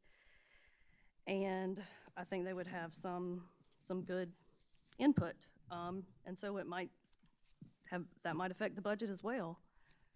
Ms. Henson, did you have a question for Mr. Salters?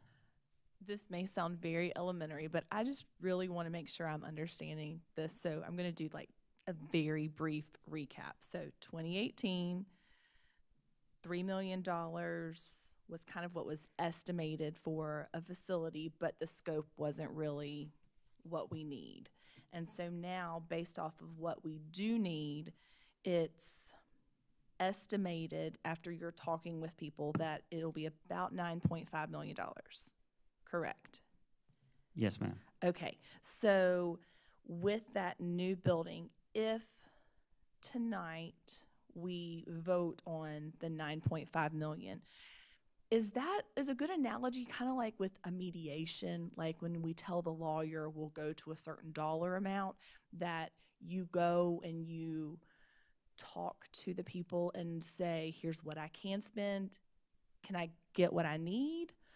I'm trying to decide, I'm trying to figure out, like if I'm building a house, do I go and say, I want a 4-bedroom house with this, how much is it gonna cost? Or do I say, I've got $300,000 to spend, what can I get? So let me I appreciate your do you see what I'm question. trying I to absolutely do. And so we have a budget of $9.5 million, assuming that, you guys would tell us to move forward. That you're Whatever the recommending number. to Let's come just from- say $3 million. We have a budget of $3 million. Okay, okay. So I will go to the contractor and the architect, and then we will have design meetings around that budget.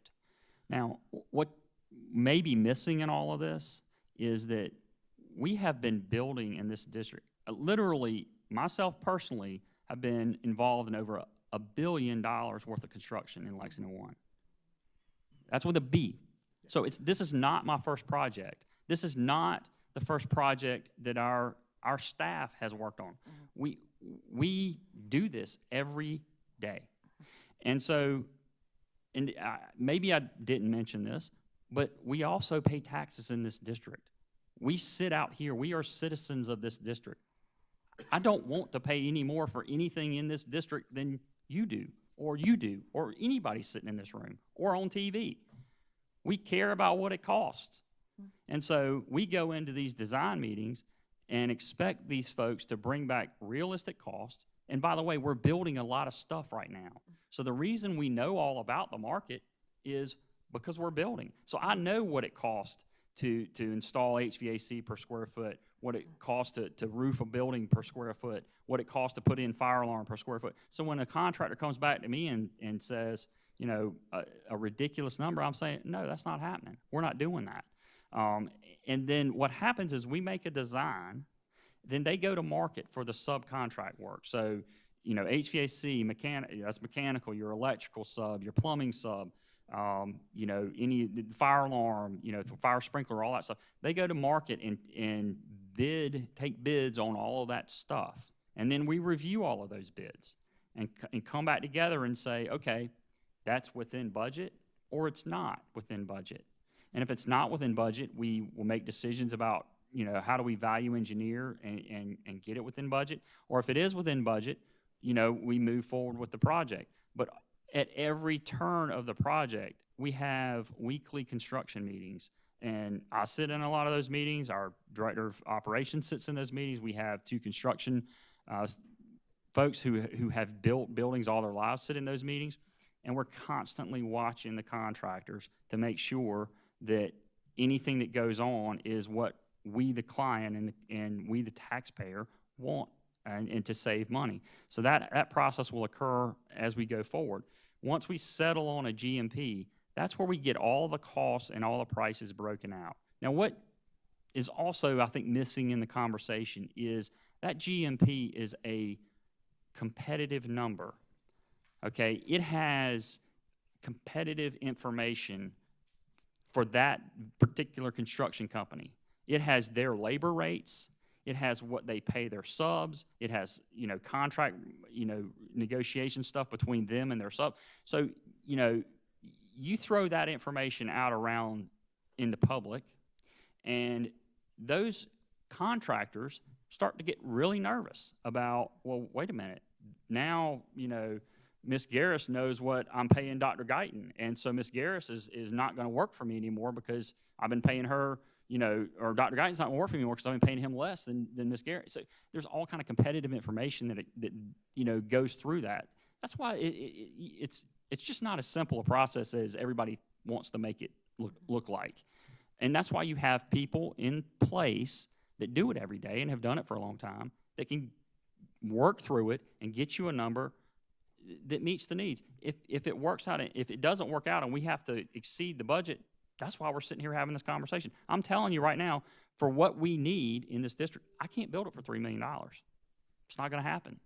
And so I'm giving you a choice. Let's either set another realistic target, which means that we're hoping to save money. We're not going to spend, hopefully, $9.5 million because in Lexington School District 1, all of our CM at risk contracts are written so that we get all the money back. We're one of the very few districts in the state that does that. A lot of districts, and all these contractors we work with, they come in and make these presentations. They want to split the savings. They want to take all of the savings. If you want to work in Lexington 1, we're keeping the savings. It's our money, to Dr. Power's point. Our money meaning the citizens of Lexington 1. It's our money. And so that's how our contracts are written. We go through that whole process. That's a big answer to what you're saying, and I touched on a lot of different stuff. But what you need to understand is if you give us a budget, whatever that budget is, 3 million, 6.5 million, 9 million, 9.5 million, whatever, we're going to work towards that number and come up with the best we can get for that number given the current market conditions. And it's going to be competitively bid by that CM at risk contractor. That's what they do. And we will bring information back to you if that's what you guys want to see before we sign a GMP and move forward. We're happy to do that. And we can talk through exactly what the plans look like and where we go. I know it's late. I do have one Absolutely. more. Just, so I know we can't control like construction costs and stuff like that right now, but looking to the future, is there any other projects that you know of that might be off scope? Like not price because it's more expensive to build right now. I understand that. Sure. But like what we had planned for this facility, we need something bigger. Obviously, we all agree on that we need something bigger. But are there any other things out there that we just might need to stick in the back of our brain going forward? Well, I think that's a really great question, and I appreciate you asking that. As we look at what projects are left in the referendum, I don't see any other projects at this point that are off Out scope. of scope, okay. Now, we have a couple of classroom additions that we're doing. You know, Carolina Springs Middle, Gilbert Middle School, and depending on what growth happens in, you know, those areas, you know, right now we have a certain number of classrooms programmed for those additions. It's possible that you know, we may see a spike in enrollment in a certain area, and we may need to look at, we may need to add a classroom or two, right, to those projects. But I don't see any big red flags at this point. You're welcome. Oh, and so Kathy, I have those documents with the GMP that he's talking about. I'll be glad to share those with you. They're like a bunch of work, but it's very enlightening. I've learned a lot since talking with him over the last few weeks. All right, board. We do have a motion on the table. Dr. Powers, would you repeat the motion for us, please? I'd love to. Madam Chair, I move that the board increase the budget for the new transportation facility by $6.5 million from $3 million to $9.5 million for construction of the new facility. Thank you, Dr. Powers. And I'm going to now call for a vote. All in favor, please say aye. Aye. Aye. Anyone opposed? And the motion carries. All right. Do I hear a motion that the board approve the fiscal year 2021-2022 Minority Business Enterprise Plan? Madam Chair, I move that the board approve the Minority Business Enterprise Plan for the fiscal year 2021-2022 as recommended by administration. Thank you, Dr. Guyton. Do I have a second? Thank you, Dr. Powers. Mr. Salters, would you like to explain what that is? Yes, Madam Chair, members of the board. The Minority Business Plan is part of our procurement process and establishes a goal for procurement interaction with minority businesses. The plan sets out the district's goal of 0.5% of the total budget expended by the district on procurement of supplies, services, and construction. And so the goal is to hit that 0.5%. We do a calculation to remove what we call uncontrolled expenses. So, you know, in this current fiscal year, the dollar goal for the MBE equated to $657,243.05. And to date, we've already spent $1.06 million, so we've achieved the goal. We have been fortunate the past, really, I guess going back 2 years, 3 years, have made that goal. In years past, we didn't do that. We didn't make that goal. You know, it's one of those things that in our district, we've always taken the stance that we take the lowest price. So when we're doing large bids, we don't give, we're not required to in the procurement code, nor do we give preferential treatment of any sort to a minority business. We take the lowest price. Our procurement office does a really good job of soliciting there's a state minority business vendor list that's vetted by the state. And we monitor that list, and any, services or goods that are available through that list, we offer those folks solicitation and opportunity to bid.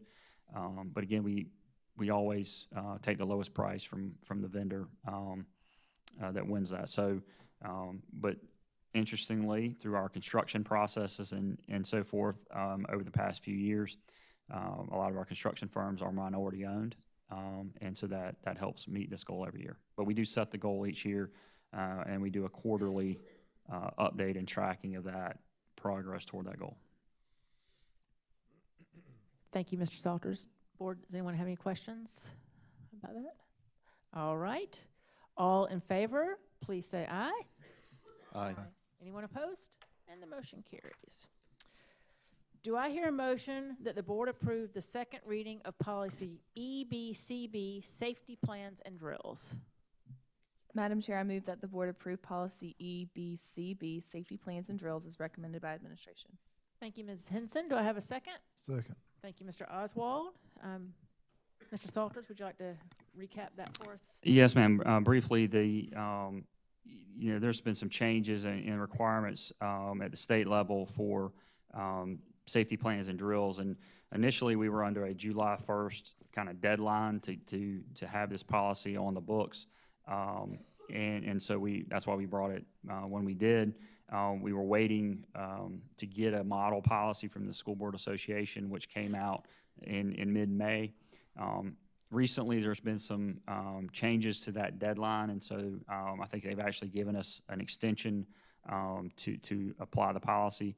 We're recommending to go ahead and accept the policy because these are the things that we're already doing in our schools. The threat assessments that you see, the evacuation drills, the way they're listed, we're already using this model for our purposes. And so since we're already in the process, and we just recommend you go ahead and make this our new policy. Happy to answer any questions about it. Does anyone have any questions about the proposed fire policy? All right, all in favor, please say aye. Aye. Anyone opposed? And the motion carries. Do I hear a motion that the board approve the second reading of policy GCF, professional staff hiring, and GCFR, the administrative rule? Madam Chair, I move that the board approve the second reading of policy GCF, professional staff hiring, and GCF-R, administrative rule. Thank you, Dr. Guyton. Do I have a second? Second. Thank you, Mr. Oswald. And I'm going to thank again the ad hoc committee that did a lot of work on this. And Mr. Stacy, I think you're just going to recap this for us very quickly. Is that Well, correct? basically, I'm just going to tell you that we've updated this based on the ad hoc committee's input, and the changes reflect that input. Great. Thank you again. And I know the staff was really involved in helping the ad hoc committee work through this, a very good collaborative effort. So all in favor, please say aye. Aye. Anyone opposed? And the motion carries. Do I hear a motion that the board approve the second reading of policy GDF, support staff hiring, and GDFR, administrative rule? Madam Chair, I move that the board approve the second reading of policy GDF, support staff hiring, and GDF-R, administrative rule. Thank you, Dr. Guyton. Do I have a second? Second. Thank you, Mr. Oswald. Is there any discussion? Mr. Stacy? So policy GDF, support staff hiring, and a subsequent rule have been reviewed by the board's ad hoc committee, and the updates, changes to these policies reflect their input. The biggest change here is the board will ratify support staff recommendations within 90 days of employment. Previously, the board did not act on the support staff recommendations. They were just presented for information only during executive session.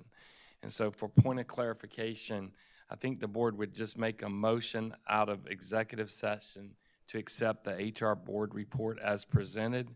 And if you wanted to put the word ratify in there, that would be at your pleasure. Thank you, Mr. Stacy. Does anyone have any questions or discussion?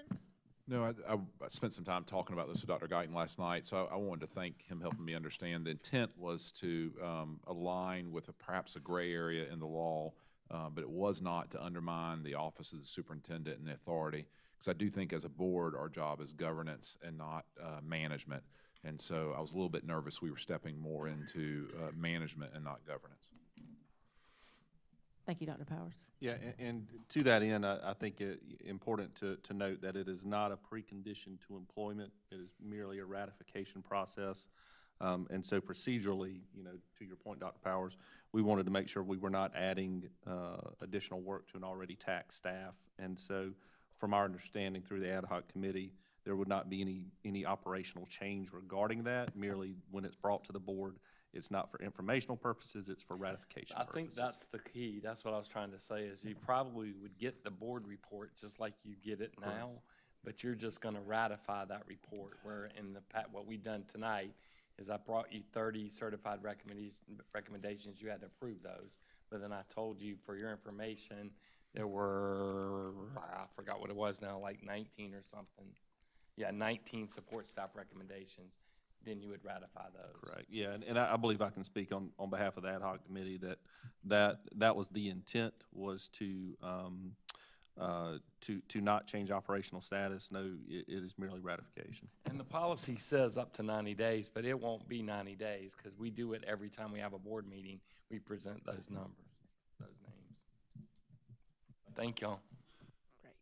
Thank you very much. And again, thank you to the committee and the staff's help for getting that policy pulled together for us. All in favor, please say aye. Aye. Anyone opposed? And the motion carries. And I'm going to take a point of privilege on behalf of my fellow board members and the SLT, and we're going to take like a 3-minute break because we have a lot of agenda left to go, and I think that would be very helpful. So about 3 minutes. Thank you, sir.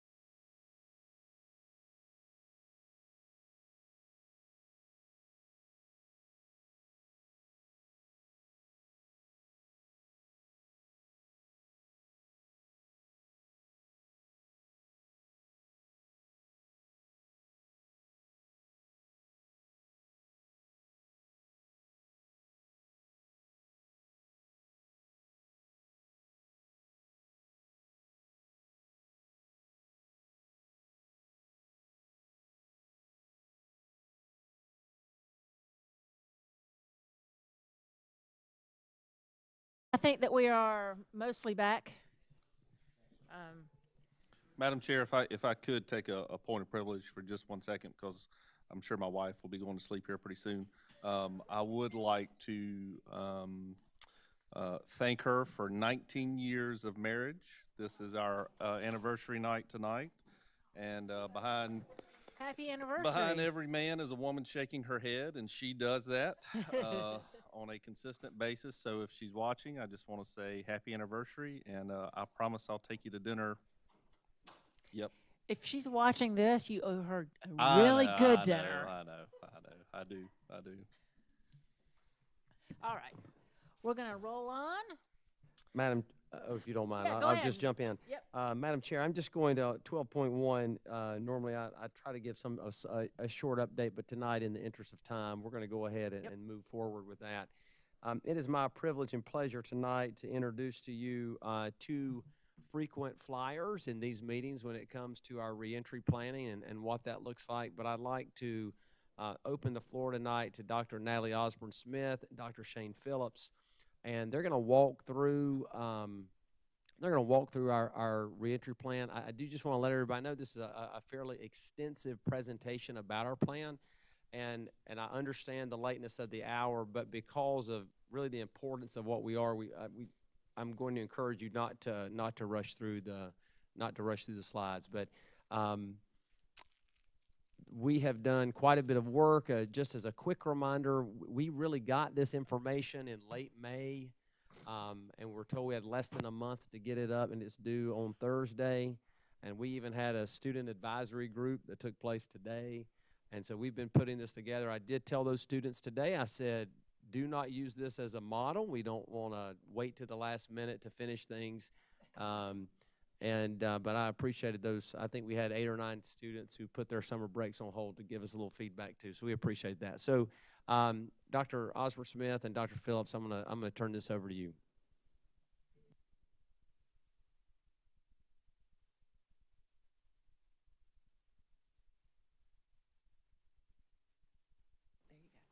Good evening, Madam Chair and Board. We're happy to be here tonight to share a little bit about our Safe Return to In-Person Instruction and Continuity of Services Plan draft.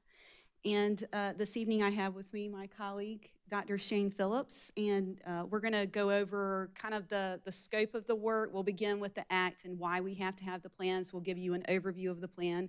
We'll give you an update on what the results were from our different feedback sessions. And then we'll talk about some shifts that we made based on that information.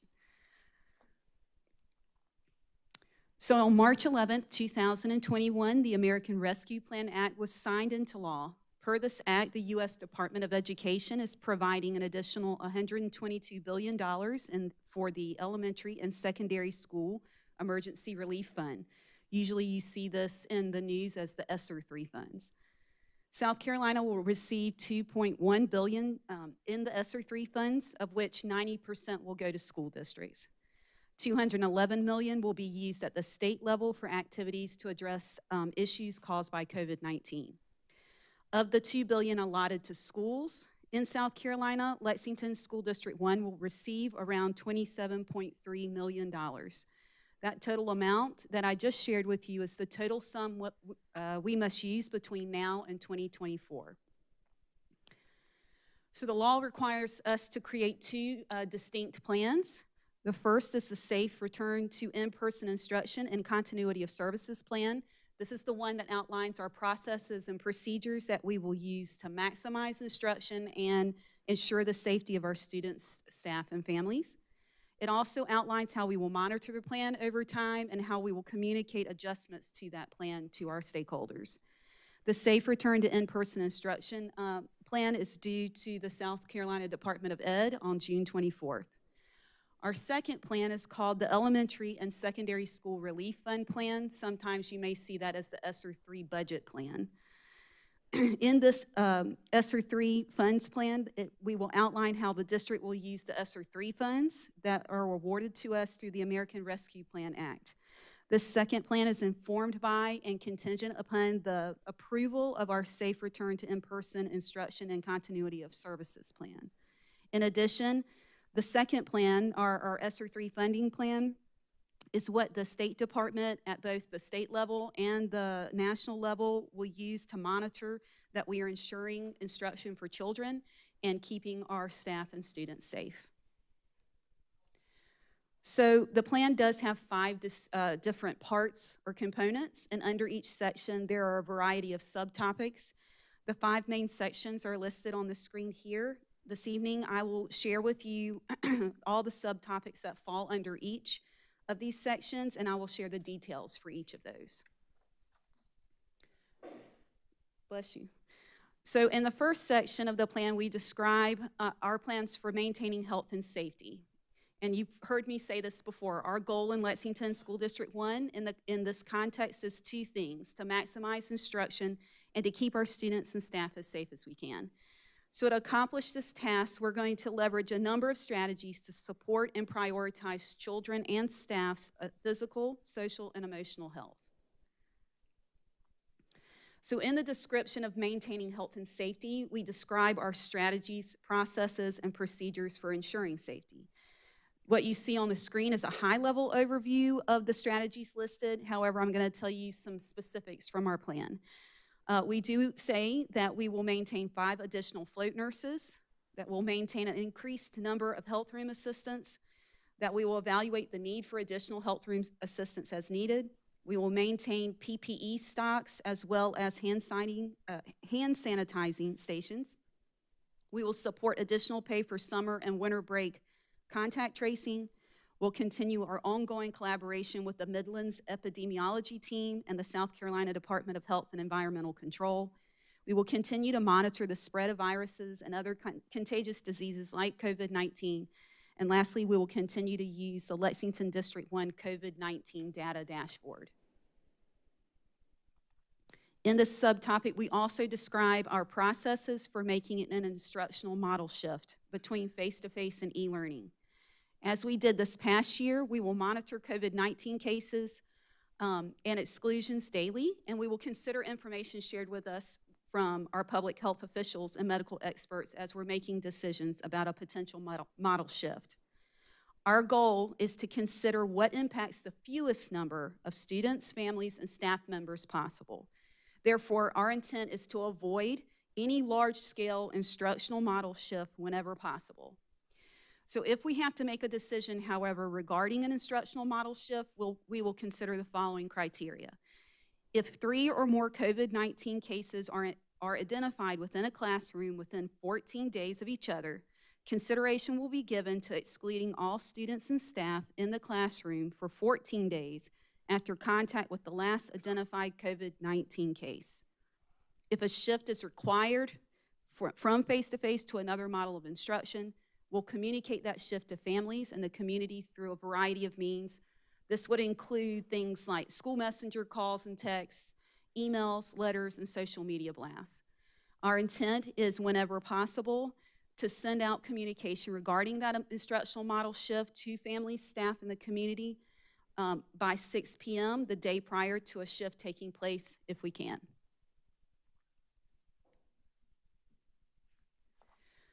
So the second section and the part of the plan that actually takes up the most room are the policies and practices regarding CDC recommendations. And in this section, we have a number of subtopics, including the ones you see listed here around universal and correct wearing of masks, modifying facilities, hand washing, cleaning and keeping and maintaining healthy facilities, and contact tracing. In this section, we also have information about diagnostic and screening testing, efforts to provide vaccinations, appropriate accommodations for children with disabilities, and coordination with state and local health officials. So the first subtopic in this section is around universal and correct wearing of masks. For this, in this part, we state that the universal and correct wearing of masks is optional for students with the exception of the locations you see listed on the screen, that being buses, health rooms, and isolation rooms. Student masking will remain optional unless we are directed by the governor's office or other authorized state agencies to make masks required. For staff, we're going to use a tiered approach. regarding universal and correct wearing of masks. Our tiered approach is based on DHEC indicators and thresholds. If there's a low spread, community spread of COVID-19, masks will be optional for all staff, with the exception, of course, of buses, the health room, and isolation rooms. If there's a moderate community spread, masks will be required for our non-vaccinated staff. To help us make the decision about moving tiers in this area, we're going to consider the following criteria. When community spread changes to moderate and remains in moderate for up to 3 weeks, 3 consecutive weeks, procedural changes around staff masking will take effect. The 3-week period gives us and schools adequate time to make and communicate shifts about masking procedures, as well as to ensure that a change is needed. When the community spread changes back to low and remains low for up to 3 consecutive weeks, procedural changes around staff masking will take effect as described in the low community spread on our plan. Oh, not yet. Sorry, guys. Got clicker happy there. If there is high community spread, masks will be required for all staff. So to help us make that decision, we will use the following criteria, or we'll consider the following criteria. When the community spread changes to high, procedural changes around staff masking will immediately take effect as described in the high community spread section of the plan. If procedural changes for staff masking are necessary, we will do like we did the instructional shift. We'll communicate those shifts to the staff through email, and we'll attempt to do so by 6 p.m. the day prior to a change happening. So the second subtopic in this area is modifying facilities to allow for physical distancing. In this section, we address the procedural shifts regarding our practices for modifying schedules and how classroom, yes. I'm going to interrupt you just a Yes, second. sir. Will you repeat, I just want to make sure, because we're going through a lot of stuff, but there's a critical point you made there about to go to moderate. Yes. Can you say to the board one more time, why are we waiting up to 3 weeks before we make a shift to moderate? So because of the way that cases are counted and averaged, we know that things can go back and forth, particularly at the range where we say it starts at 50, moderate starts at 50 cases per 100,000. So we want to see we want to see that is going up or it's staying at that level for more than 1 week, so that we're not requiring people to change and shift their practices for a potential blip for a week. So giving us multiple consecutive weeks allows us to see if a change actually needs to happen. Okay. All right, so any other questions? All right. So we are going to be using, for modifying facilities, we will be using a tiered approach for elementary level. If there is low, and that of course is based again on the DHEC indicators and thresholds. If there's a low community spread, masks will be If there is a low community spread, we will be using a typical instructional model for our children. That means that, and could be, this is going to include but not limited to lunch in the cafeteria, regular transitions in the inside and outside the building, normal dismissal and arrival procedures, as well as typical recess procedures. If community spread goes to moderate, schools will use small groups within classes or when we have larger groups as needed to support physical distancing and to ease contact tracing. Other procedural shifts we would have at the moderate level would include lunch and breakfast in the classroom. Schools will determine those structures and these processes at the local level with guidance from central services. To help us make that decision, we are moving to the moderate tier. We will consider similar criteria that I talked about before. So when the community spread changes to moderate and remains at moderate for 3 consecutive weeks, changes to classroom procedures will take effect as described in the moderate community spread section of the plan. The 3-week period gives schools adequate time to make and communicate shifts and proceed to procedures at the classroom level and to ensure the change is needed. When community spread changes back to low and remains at low for up to 3 consecutive weeks, the procedural changes around modifying facilities will take effect as described in the low community spread. So basically, it would go back to a typical instructional model for elementary school. If community spread is high, elementary schools will then use a family model for instruction and movement around the building. This could include using small groups and individual classrooms to support physical distancing and to ease contact tracing, which then again minimizes in-school transmission. Schools will also adjust recess, entry dismissal, and breakfast lunch processes to maximize physical distancing between classroom groups. This may include eating breakfast and lunch in the classrooms, varying entry and dismissal locations by grade, or scheduling individual recess times for classes. Schools and central services will collaborate as they make decisions together about the procedural changes in this tier to ensure consistency across schools. To help us make that decision to move to a higher tier, we will consider the following at the high level. When community spread is at high, changes to classroom procedures will take immediate effect, as described in the high community spread. And if these kinds of procedural changes are necessary at the elementary level, we will communicate shifts to families and staff through email and other school messenger ways. When possible, the district will attempt to send these messages to affected families and staff by 6 p.m. the day prior to a shift taking place. So since many children in middle and high school are eligible for vaccinations, we plan to use a typical instructional model and schedule during the 2021-2022 school year for these students. A typical instructional model at the secondary level could include, but is not limited to, normal movement around the building, normal entry and dismissal, breakfast and lunch procedures happening in the cafeteria. In regards to transportation, we plan to use the most current South Carolina Department of Education guidelines for transporting students on buses. So with respect to hand washing and respiratory etiquette, we focus on the two efforts you see listed on the screen. One of our most successful mitigation strategies this year, all year, has been our emphasis on hand washing and respiratory etiquette.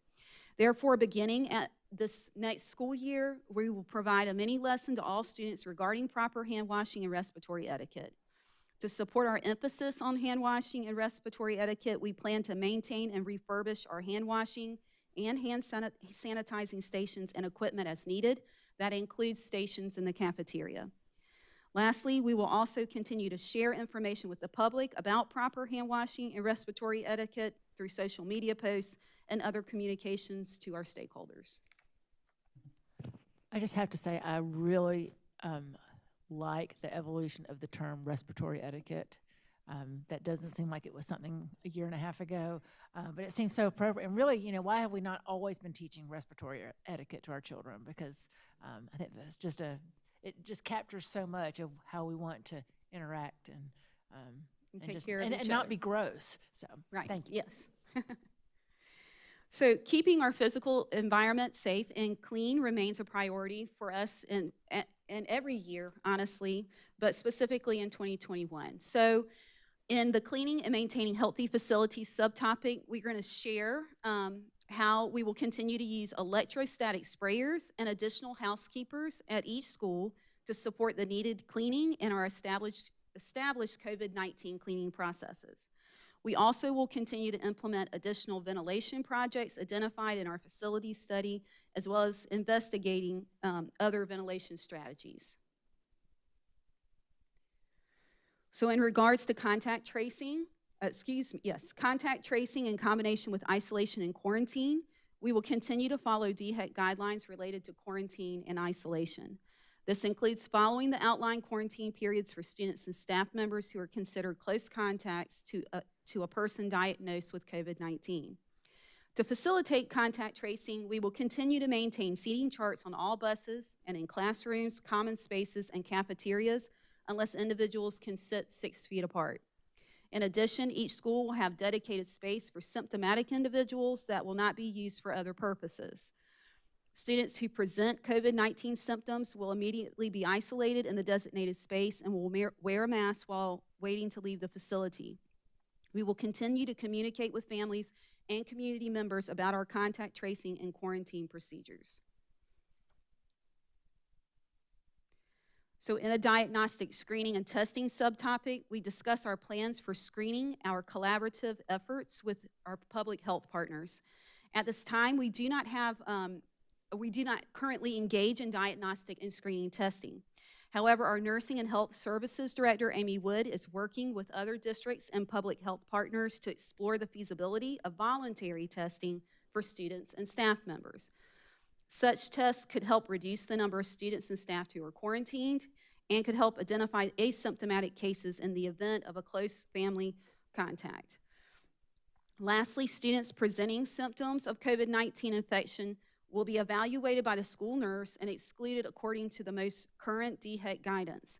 As stated in our universal and correct wearing of masks section, students and staff are required to wear masks while in the health room and isolation rooms. So in the subtopic addressing vaccinations, we describe how we will support our employees who still wish to be vaccinated, and we share how we will continue to collaborate with public health officials to share useful vaccine information. If an employee wishes to be vaccinated, we will continue to work with them to seek vaccination opportunities where available. When possible, supervisors will work with employees to facilitate vaccination appointments as quickly and as easily as possible. The district will also work with community health partners to distribute pertinent vaccine information. So in the subtopic addressing accommodations for children with disabilities, we share details regarding the structures, meeting types, and contingency plans we plan to use over the course of the year to ensure our children receive the appropriate accommodations they need. Specifically, we will continue to follow all accommodations specified in a student's individual education plan, 504 plan, or individual health plan. We will continue to provide virtual services when necessary and in-person homebound services where needed to support student academic, social, and emotional growth.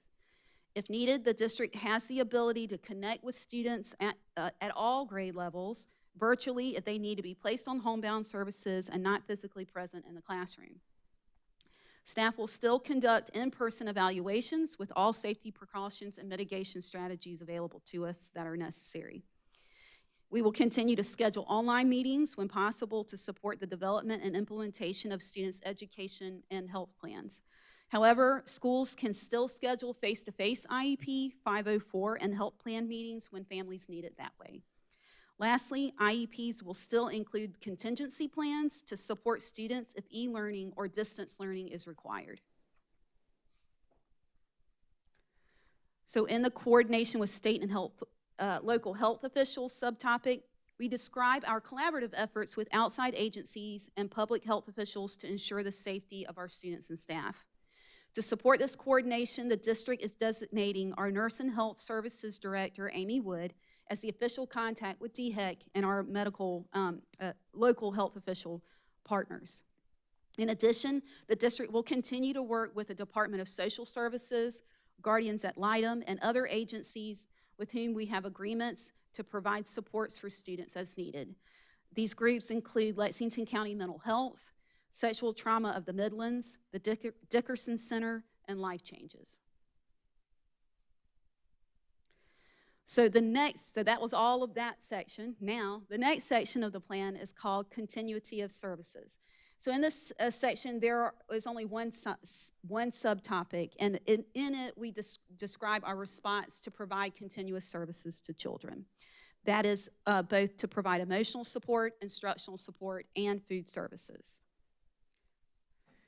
So last year, South Carolina Department of Education directed all school districts to implement a plan addressing social and emotional learning. In that directive, districts were required to develop short and long-range SEL goals and create plans that align with our district's vision, mission, and strategic plan.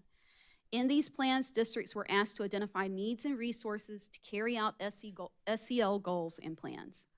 Lexington District One is committed to continuing this emphasis on supporting the social and emotional well-being of students and staff members into the coming school year.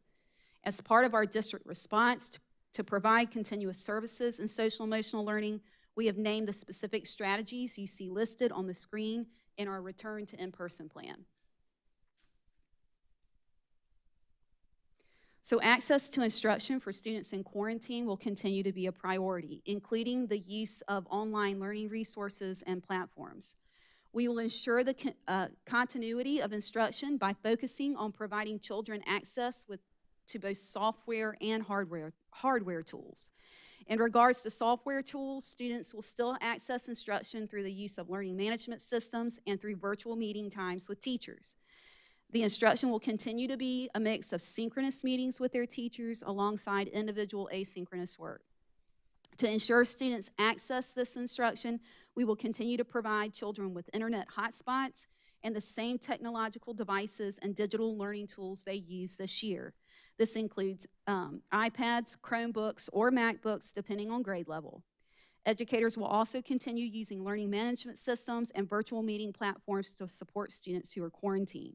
Depending on grade level, the learning management systems could include Schoology, Google Classroom, or Seesaw. Our virtual meeting platform in most cases will probably be Zoom. However, there may be times when staff members may choose to use Google Meets.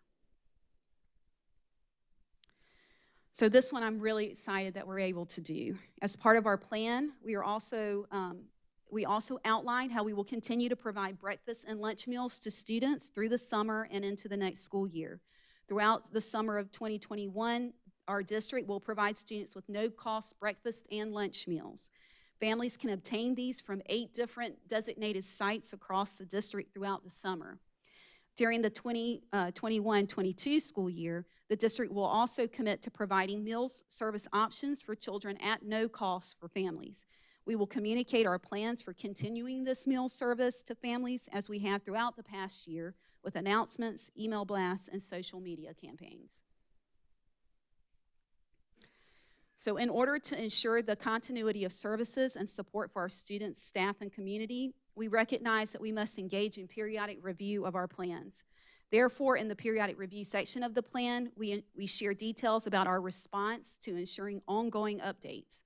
So first, we will continue to monitor and update the plan in accordance with public health guidance and input from the South Carolina Department of Education. Second, the district's reentry task force, which will be comprised of district and school leaders, will review the plan monthly. If any changes are made to the plan, we will report these to the Board of Trustees. Any updates to the plan will be published on our Return to In-Person Plan website that is linked on our district's homepage. The last section of the plan is called Public Input. In order to create a thorough and thoughtful plan, we have engaged in various strategies to garner helpful and specific feedback from stakeholder groups. For instance, we've done the following. Lexington District One's task force has asked for feedback from a variety of stakeholders. This included meeting with school-based administrators as well as parent, student, and support staff advisory groups to ask for written feedback about each section of the plan. We also have met with Teacher Leadership Council to garner additional written feedback about each section. In addition, the district created the web page that hosts the full plan online. The district promoted that web page with a banner on our homepage, as well as a link on the Stronger Together page. The web page hosting the Return to In-Person Plan included links to both an employee and a parent or legal guardian survey. These surveys asked for feedback about all the sections of the plan, as well as an initial input regarding potential spending priorities for those ESSER 3 funds that I talked to you about at the beginning. The district also promoted the webpage and surveys via school messenger, emails to families, and via internal emails to district employees. Lastly, we promoted the Return to In-Person Plan webpage and a community survey with the Lexington Chamber of Commerce and the Lexington District 1 Educational Foundation members. In the next section of the presentation, Dr. Shane Phillips will share an overview of the feedback that we've garnered from these groups and the surveys. Thank you. Madam Chair, members of the board, thank you. As Natalie said, we sought a lot of feedback. You can imagine that this plan has gone through several iterations, and part of those iterations are due to the feedback from our stakeholders. As Natalie mentioned, we got feedback from focus groups through a structured protocol and through some surveys of our parents, staff, and community members. As Dr. Little mentioned earlier, we had a student advisory committee meeting today. So those, we're still gathering feedback from that, and we'll be incorporating that into the plan as well. Okay, so as I mentioned, there was a structured protocol for the advisory group feedback. They basically divided into groups and provided feedback on individual sections after reading it. We took that feedback and compiled it, combined things where it needed to be, and developed some summaries of that. From the surveys, again, those are the people we surveyed, and again, they were linked from the website and notified by email.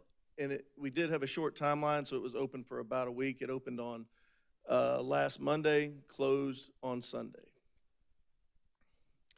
So in those surveys, they were asked to do two things. For each of those sections that Natalie went through in detail, they were provided a link to the plan. They were asked to read through the plan, and then for each section, submit an approval rating from strongly disapprove to strongly approve. And then they were asked to provide any comment that they might have or any feedback they might have on each of those sections separately. So it's 10 o'clock, so it's time for a stack bar chart. These are the summaries of the approval side of that scale. Okay, so it was a 4-point scale: strongly disapprove, disapprove, approve, strongly approve. So in looking at how well we developed the plan, we wanted to look at the approval levels here. So if we combine those two, that's what we have. So as you can see, across the board, and this is the parent one, for which we had 741 responses. Everything is well over 2/3 of our district. In most cases, 75% or higher.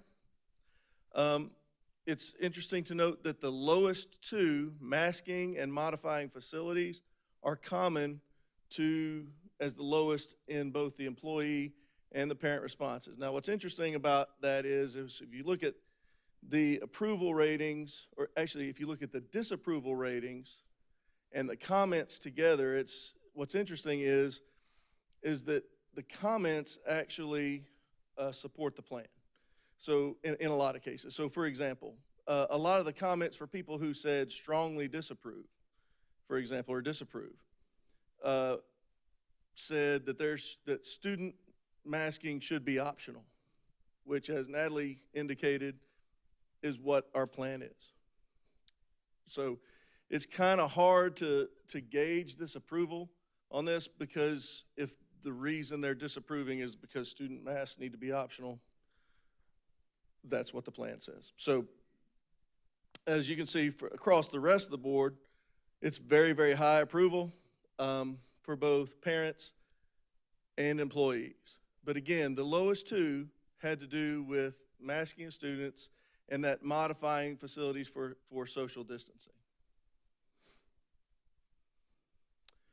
So we took the feedback, the comments, the stuff from the advisory committees, and we condensed it as much as we could to make it usable.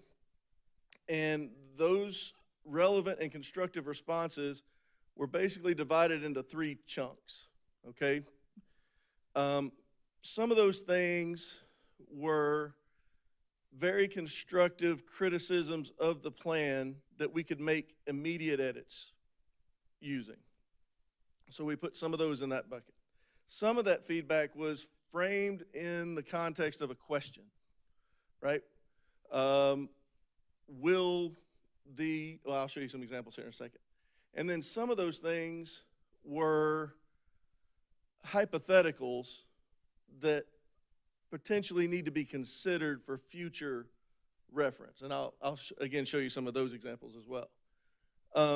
Here are those examples. So these are some of the examples of things that we used to make immediate edits to the plan. And those went from anywhere from grammatical corrections to clarifying language to adding links and things like that. So there was a lot. And when we all went through that and incorporated those into the plan, revised it as much as we could.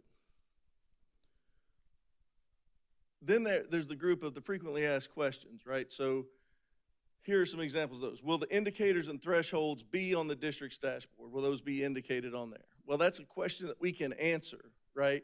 And so what we're developing is a frequently asked questions companion document that will accompany this on our website so that people who read the plan can go and look at those FAQs and get their questions answered. And then finally, the feedback for future monitoring, as I said, these are kind of hypotheticals. So there's a lot we still don't know, right? So is there a contingency plan for secondary schools in the event that vaccinations are not effective on certain variants? Well, we don't have any clue about that potential situation, but it is something that needs to be monitored, right? Is there enough staff to do the work and that they're properly compensated? As we move forward in this next year, we'll be able to determine if we have enough staff and if they're properly compensated and so forth. So these are things that we have to monitor. So we tried to incorporate as much of that constructive feedback as we could. It just got incorporated at different levels. Does that make sense? Okay, so I'm going to actually turn it back over to Dr. Smith to talk a little bit about some of those edits that were actually incorporated. Okay, so based on the feedback we received from the surveys and advisory groups, we have made a number of edits to the plan. Some of those changes are included here, but they're not limited to the lists that you see. So these edits would not have been possible, though, without the helpful feedback from our Lexington District 1 community. So thank you to all the students, families, community members, staff, and administrators who supported this process. One of the big changes that I wanted to share with you that's not visible on the plan that's on the website right now, but will be updated, is the second one that has to do with adding those criteria for making procedural shifts. That language clarification came straight from the feedback that our families and that our teachers and administrators gave to us. So it was very helpful in our ability to make a plan that we are proud of. So I always like to end, and being a former middle school administrator, I'm going to try to do a little reading with you too. And so above the Chicago Bears locker room, there's a quote by NFL Hall of Famer Walter Payton, and it says, "We are stronger together than we are alone." And during this school year, our Lexington District 1 family certainly has leaned on to that sentiment. It's been our mantra, but it's truly been what we've leaned on. So it's only been the help of our students, parents, guardians, our support staff, our teachers, our school administrators, and our community partners and the board that we've been able to thrive this year, and from that experience produce a plan that we believe will maximize instruction while keeping our children and staff safe. So I wanted to take a moment before I ended tonight just to say thank you to everyone that's helped us to create a plan that we've presented. Your support and guidance, as well as your feedback, has been instrumental. So at this time, Dr. Phillips and I would be glad to answer any questions that you have. Okay. Thank you so much for spending probably, 40 minutes going over this with us. First thing is I am so excited to hear the part about the community spread stays low, that the typical model will be cafeterias for lunch and breakfast and recess by grade, not by class, and no masks and stuff. I really like that. So, but here I'm getting into my questions. Do we currently require for our teachers, like, to know what vaccinations they've had, like for other stuff? I know when I was a teacher, like, I had to do TB testing, but other than TB testing, do we?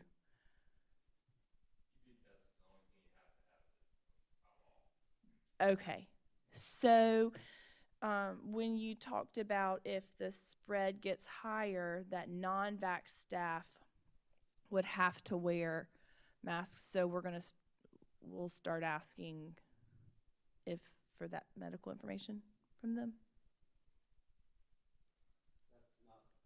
I'm not sure that was the intent of the plan. What we're saying is just Like as on the the- CDC on- would say, like right now, indoors, a vaccinated staff would not need to wear a mask, unvaccinated staff would. You'll note fairly still, even while it was the smallest of the bunch, still pretty strong opinion of agreeing with it. But one of the things we did as part of the, that was one of the reasons, though, that we wanted to make sure that we toughened the standard when we went into moderate, and to ensure that we would be in moderate for up to 3 weeks before we made that change. So we got, what we wanted to make sure is understanding is that we wanted to raise that standard a bit for our staff because of some of the feedback about wearing masks.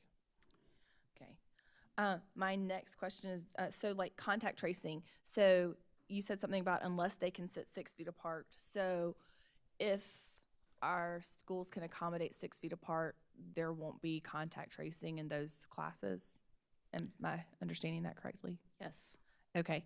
And so you said in the health room, students will have to wear masks. So like even students with diabetes that come in and have to do insulin, or ADHD and have to come in and get their medicines, they'll need to, there's not a way to like have a non-sick place for them to go. At this time, the way the way the guidelines are listed from the State Department, we are to have our health rooms. If they're coming in the health room, they're going to wear a mask. Mask. Okay, so those families will need to know, I guess, that they have to bring them on a daily basis.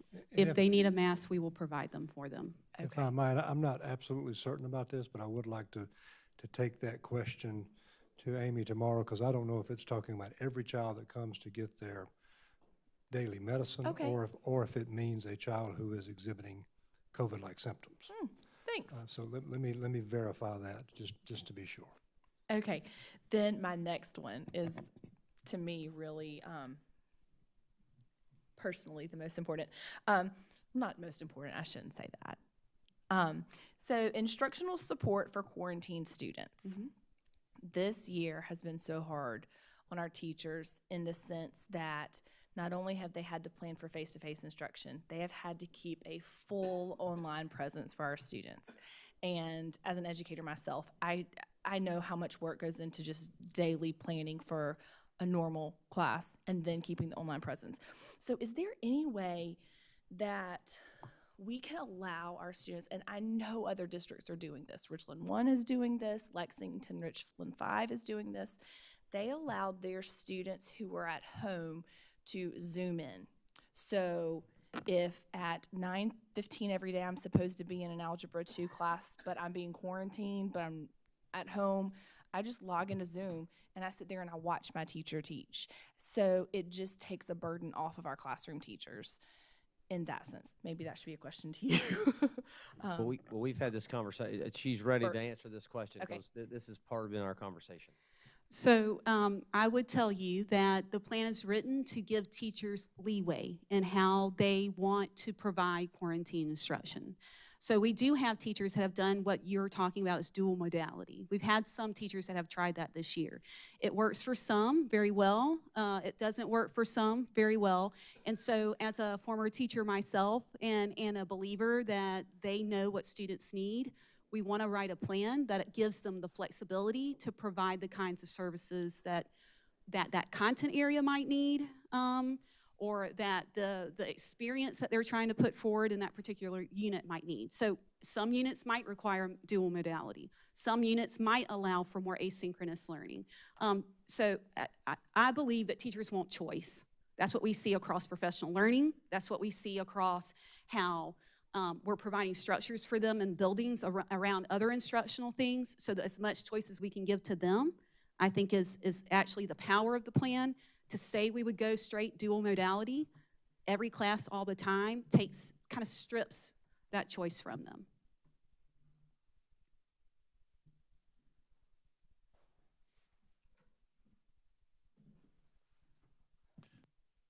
Am I correct in assuming that this is a living, breathing document that is subject to change regarding whatever the winds of time may dictate? Is that an accurate reflection? This is just a point in time of where we're at right now. Yes. Okay.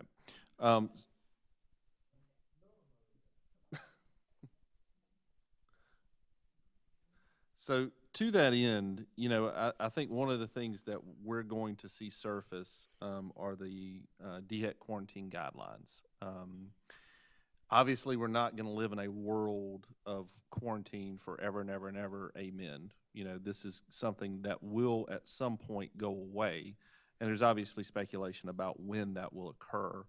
And so, as quarantine guidelines change, the plan and policy will change according to that. Correct?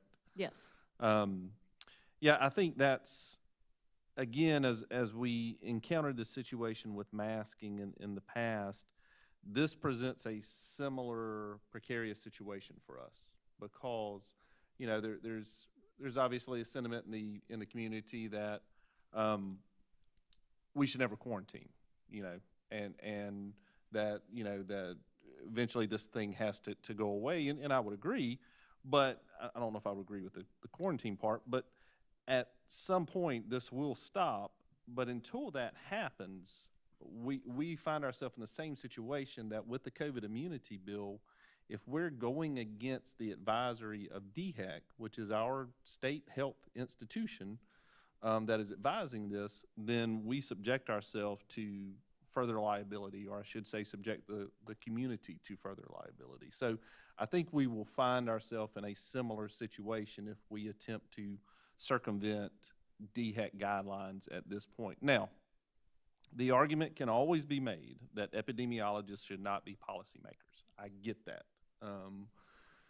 But at the same time, that's the way it's being handled right now, both at the national level as well as at the state level. So I guess my thought would be, as we see this change, I think too, so will this follow. Yeah, I appreciate that comment, Dr. Guyton. One of the things that this plan really is required to be is flexible. So, for example, you heard tonight the possibility of a law or a proviso that says there's no required masking whatsoever. Well, if that gets signed, guess what we're going to do? We're going to come back to our plan and we'll make that adjustment, and it's got to reflect that. If DHEC comes out and says, and if DHEC comes out and changes, the types of quarantines they're doing, that'll be directly impact. And it won't be one of these things that it takes 2 or 3 weeks to implement. We'll be on that on a very short order. That's why we're revisiting the plan so often. So anything major like that that needs immediate attention, we will do that. If there's something else that needs to be changed, that needs to be run through Teacher Leadership Council or some of our advisory groups, we'll do it that way. It just kind of depends. We got to be a little flexible here because it kind of depends on the situation and what we're facing. But no, this plan is designed specifically, because I'll tell you that the truth is, it's June 24th, okay? We still have essentially 2 months before school starts. My guess is that in the next 2 months, there will be a number of things that change that will impact this plan. So what you're probably seeing in this plan currently is a 1.0 plan because the next 2 months are going to come, and the next 3 months are going to come, and the next 4 months are going to come, and there will be some changes. I guarantee that's the one thing we've learned about COVID is 2 or 3 months down the road really is an eternity in terms of what we know and what we do and those kinds of things. But yes, it is designed to be flexible and will be, and really designed too, I think, to try to minimize disruption. No. And what we're really trying to do our best on is minimize disruption.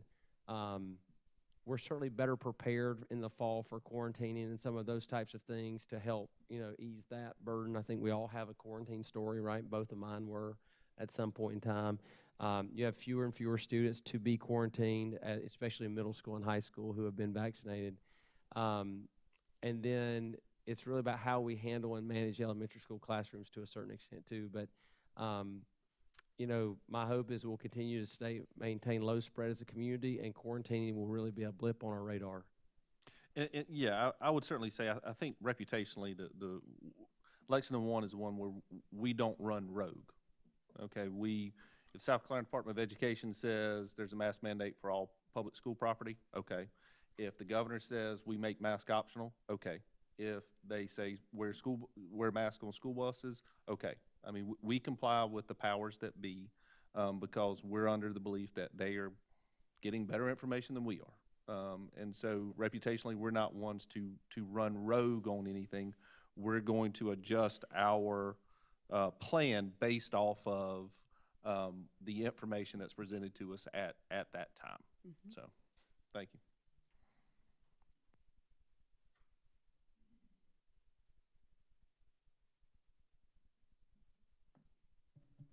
Thank you for all the work that y'all have done on this in 4 weeks.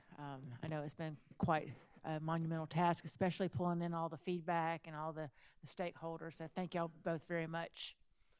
Thank you. All right. We still have one more presentation. So again, I apologize to the group. Dr. Rivers predicted that he would be up at 10 o'clock, so he just missed it by about 25 and I minutes. got 30 more slides for you, so we'll get started. We have reduced his presentation, and his is a little more straightforward. So, Dr. Rivers, and again, congratulations to you on being the chief CTI, Chief Technology and Innovation Officer, officially approved tonight in the third reading of the budget. So, congratulations to your new position, and walk us through the start and end times. Good evening, everyone, Madam Chair, board members. Just have a couple of slides, just want to kind of go over and just some lessons learned through the pandemic for school starts and end times. And this is just kind of a reminder of where we ended last year. Elementary school start time was 7:50 to 2 o'clock. Middle and high had the same start times with 8:30 and 3:30. And we did that just to be consistent as well as to make sure we had enough things in place so that we can start our school day, put in place our mitigation strategies to make sure we can serve all students in an appropriate manner. So we had to find some consistent start times.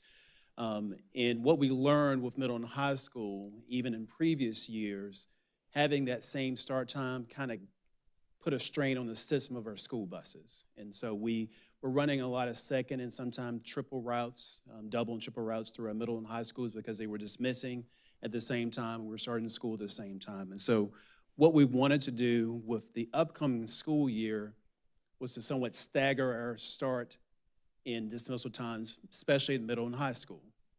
So for next year, elementary school start day will begin at 7:40 and at 2:20. And that gives you about 400 minutes of instruction within that school day. Middle will begin at 8:10 and end at 3:20, 430 minutes of instruction. And then high school at 8:35 and 3:45 dismissal time, which also is about 430 minutes of instruction. So that gap in time, especially in middle and high school, of roughly 25 minutes, allows our transportation system, and Jeff Caldwell and I, we've talked a number of times with Bill Kurtz, it gives us the opportunity to use our entire fleet for middle school and then move that fleet to high school. And so with the shortage of bus drivers and the systems that we have right now, it allows hopefully just a single route of students, and that way students are not staying at school 30 and 45 minutes waiting for that second and third route to get there, and they can be dismissed and get home in an appropriate time. So we're hoping that this will work. So we'll monitor and study it this coming school year and to see if it's working, if 25 minutes of time is enough, and if so, we'll be in a good position. And so here just kind of highlights the things I just said. It just alleviates that burden on the system of those staggered start and dismissal times. And so this is really just for information for you to have for next school year. And the main thing as well is that we're consistent across all of our schools with 30+ schools right now. All middle schools will start at 8:10 and end at 3:20. So when you ask in Pillion, Gilbert, Beechwood, what time does school start in middle school? We can easily say 8:10. Same thing for high school. River Bluff, Gilbert High School, what time does school start? If I'm a high school parent, 8:35. What time does school dismiss? 3:45. So that consistency, I think, will help us have that conversation with our parents. No matter what level your child is in, it's going to be the same across all elementary schools, middle schools, and high schools. So just information for you tonight, and if you have any questions, let me know. So who gave input into this besides Mr. Kurtz in the transportation department? All of our school principals and teachers provided input into the times and conversations. So we collectively came together, talked about it, shared information with them, and talked with the teachers and school administrators. Okay, you may want to talk to the bus drivers. As a former bus driver, I can just tell you looking at this. So I picked up middle school late every day because my elementary route always ran over. So just say I picked them up at 3:20. My first stop was 15 minutes away from the school. So I wouldn't even be dropping off my first child until 3:35. And then I have, 20, 25 minutes worth of stops to make, and then a 15-minute ride back to the school. So this may work in Lexington, River Bluff, possibly White Knoll, but I have no earthly idea how you'd pull that off in Gilbert and Pillion. And that's something that we will look at, and as I indicated earlier, we're going to monitor this structure for this coming school year, and we can make those adjustments with transportation's supervisors in those areas. So those are some things that we will look at and try to adjust if needed. If I might, Ms. Garris, did you run a elementary, middle, and high? Right, and Do all or most of the buses in say Gilbert and Pillion, to your remembrance, run all three? most, yes. There are only a couple that do not. Because obviously the advantage here from a 30,000-foot view is that all the buses run elementary, then they all run middle, then they all run high, and so you've got you got the full fleet. But in the smaller rural areas, that's something certainly we would need to consider. Right. So Okay. I mean, there were only a few that didn't run middle high and that were assigned to just elementary. So you would only be adding, 4 buses to your middle high fleet when you have 23 buses. Yeah. That's far better than now, but you're right. Yeah, that's going to make for an interesting first few days of school. Yeah. And I mean, I don't even know what to say. I think this is, I don't know. You're running buses 3 times. When you're middle and high right now, all the kids are riding together. So you're using twice as much gas. And you're putting twice as much wear and tear on the buses. So. And we also have many, many routes that go to the school to pick up and then go back to the school to pick up another. That's one of the things we're trying to eliminate, is to having bus 2 have so many kids from Pleasant Hill Middle School that we can only take half of that route home, go back, and they don't get picked up till about 4:30 to go home. So if we're having all of our buses service all of our schools, we truly feel like it's going to be much more efficient than what we have now, because with the shortage of drivers and the overabundance of folks who are staying at school not being picked up until 4:30, that's very taxing on the students and on the faculty that's there to watch them. So. Right. I totally agree that there is a problem. I just don't believe this is the solution to it. I think this will add more problems, but we can wait and see. Okay, thank you. Thank you. Any questions? All right, thank you so much. Thank you, Dr. Rivers. Madam Chair, in the interest of time, I'm going to ask that we skip our operations update this month, and we can come back to that in July. I believe that's awesome. And that's I okay. was also going to ask the board if there were any objections to postponing the first reading of BBAA to the next meeting. It's not urgent, and it's after 10:30, and we've been at this a long time. Does anybody object to moving item 12.0 to the next meeting? No? Motion to move 12.0 to the next meeting. Hearing no objections. All right. School is definitely out for the summer. I hope everybody's summer plans are underway and you're relaxing and enjoying your family.